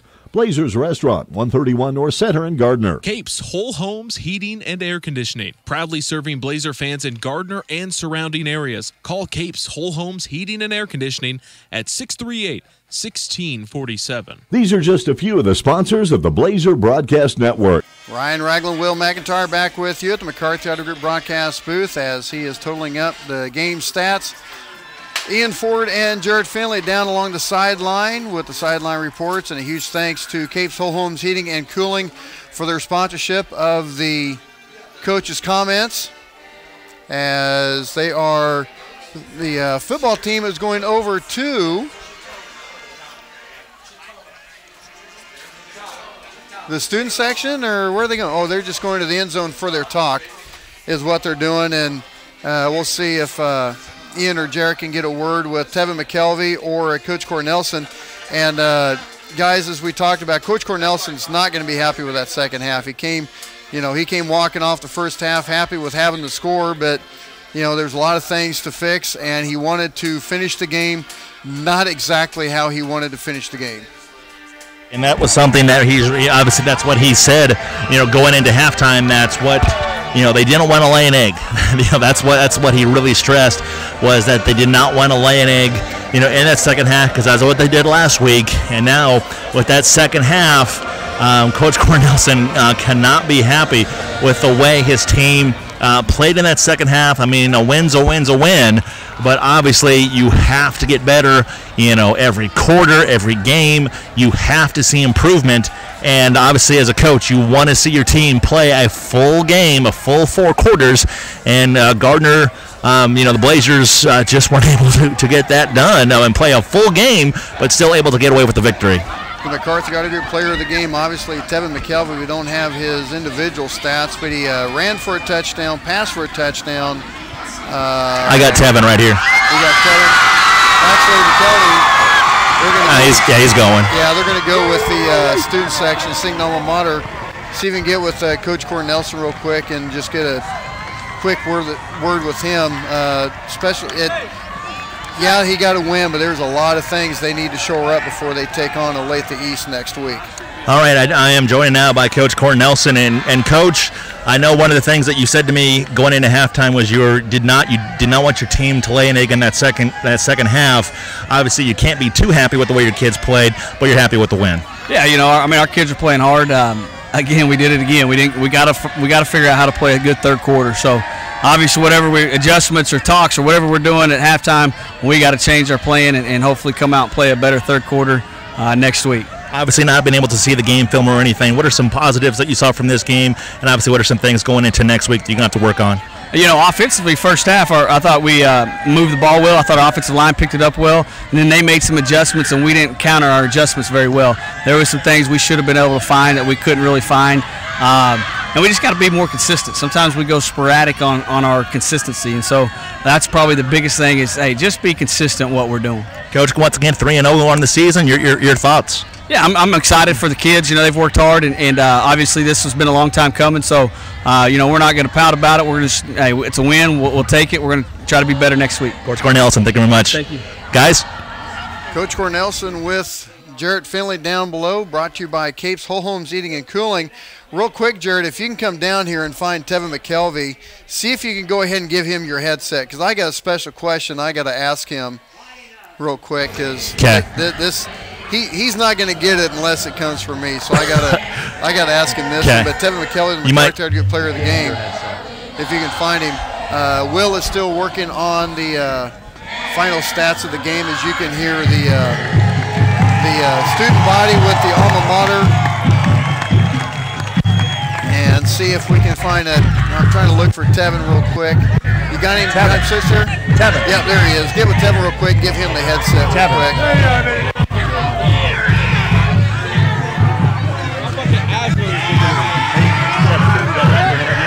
Yeah, go ahead and give him the headset real quick. Tevin, you got me there? Yes, sir. Now, when we talked Wednesday, you can see me up here in the press box. When we talked Wednesday, you told me you liked the video broadcast because it made you look faster. Yes, sir. I did know an audio broadcast could make you leap about 3 feet up in the air and throw a defender behind you and catch that pass. That was one great effort, son.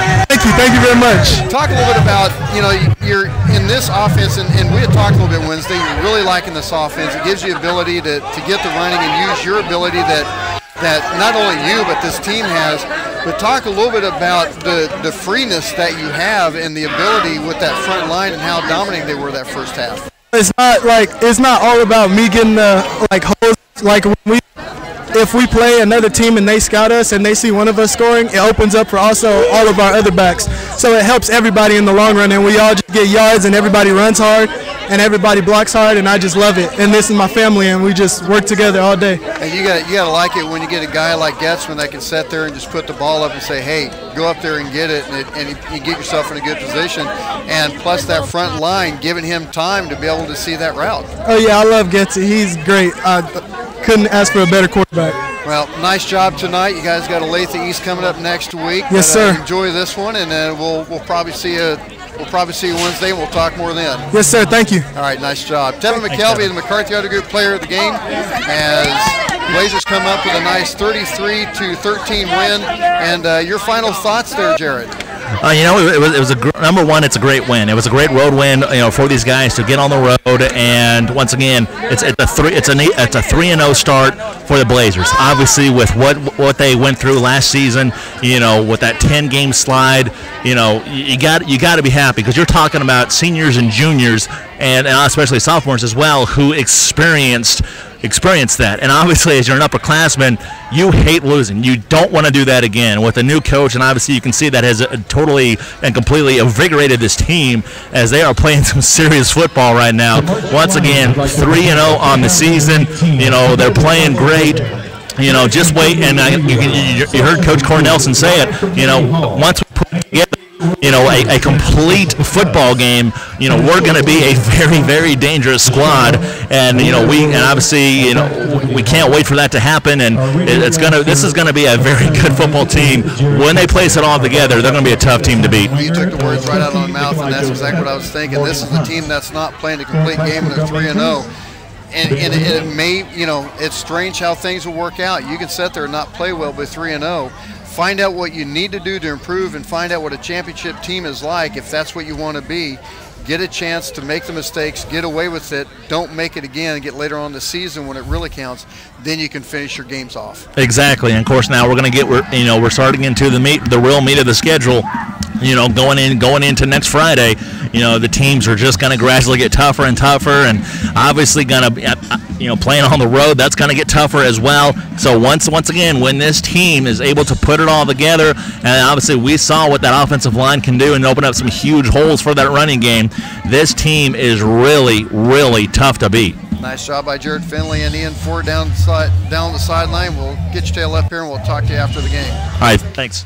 Take a look at some of the stats real quick. The game stats: 59 rushes for 339 yards for the Blazers, 4 out of 5 passing for 131 a total, 470 yards total offense, 17 first downs, 0 penalties for the Blazers. I did not realize that. Time of possession, 32 minutes, 5 seconds. For Lawrence, 21 rushes, 15 yards, 13 out of 21 passing for 139, 154 total yards offense for the Lions. 5 first downs, 30 yards total penalties. Actually not bad. You only have 30 yards total penalties for the whole game for both teams. That's not bad. 15 minutes, 55 seconds. So the Blazers basically had the ball 2-1 to Lawrence. So that wraps it up. It's going to be a 3-0 Blazers getting set to take on, and we'll have to check it here real quick as East was taking on Olathe East taking on Olathe West, and I believe that is a final 30-20. The Hawks with their first win of the year, so they will be coming in at 1-2. The Blazers will be 3-0. That's going to do it for us. For Will McIntyre, doing a nice job on the stats again for Jared Finley and Ian Ford down below. Also want to say a huge thanks to the athletic director, John Hilton, for his help getting us set up. And thanks to everyone joining us on Facebook and the Blazer Broadcast Network. Make sure you hit that subscribe button. That way, whenever we hit the broadcast, you'll know when we're on the air. So for Ian, for Jarrett, for Will, I'm Ryan. We'll see you Friday as the Blazers take on Olathe East with a record of 3-0. The Hawks at 1-2. And our pregame will start at 6:15. Have a great weekend, and we will see you Friday as the Blazers take on the Hawks on the Blazer Broadcast Network.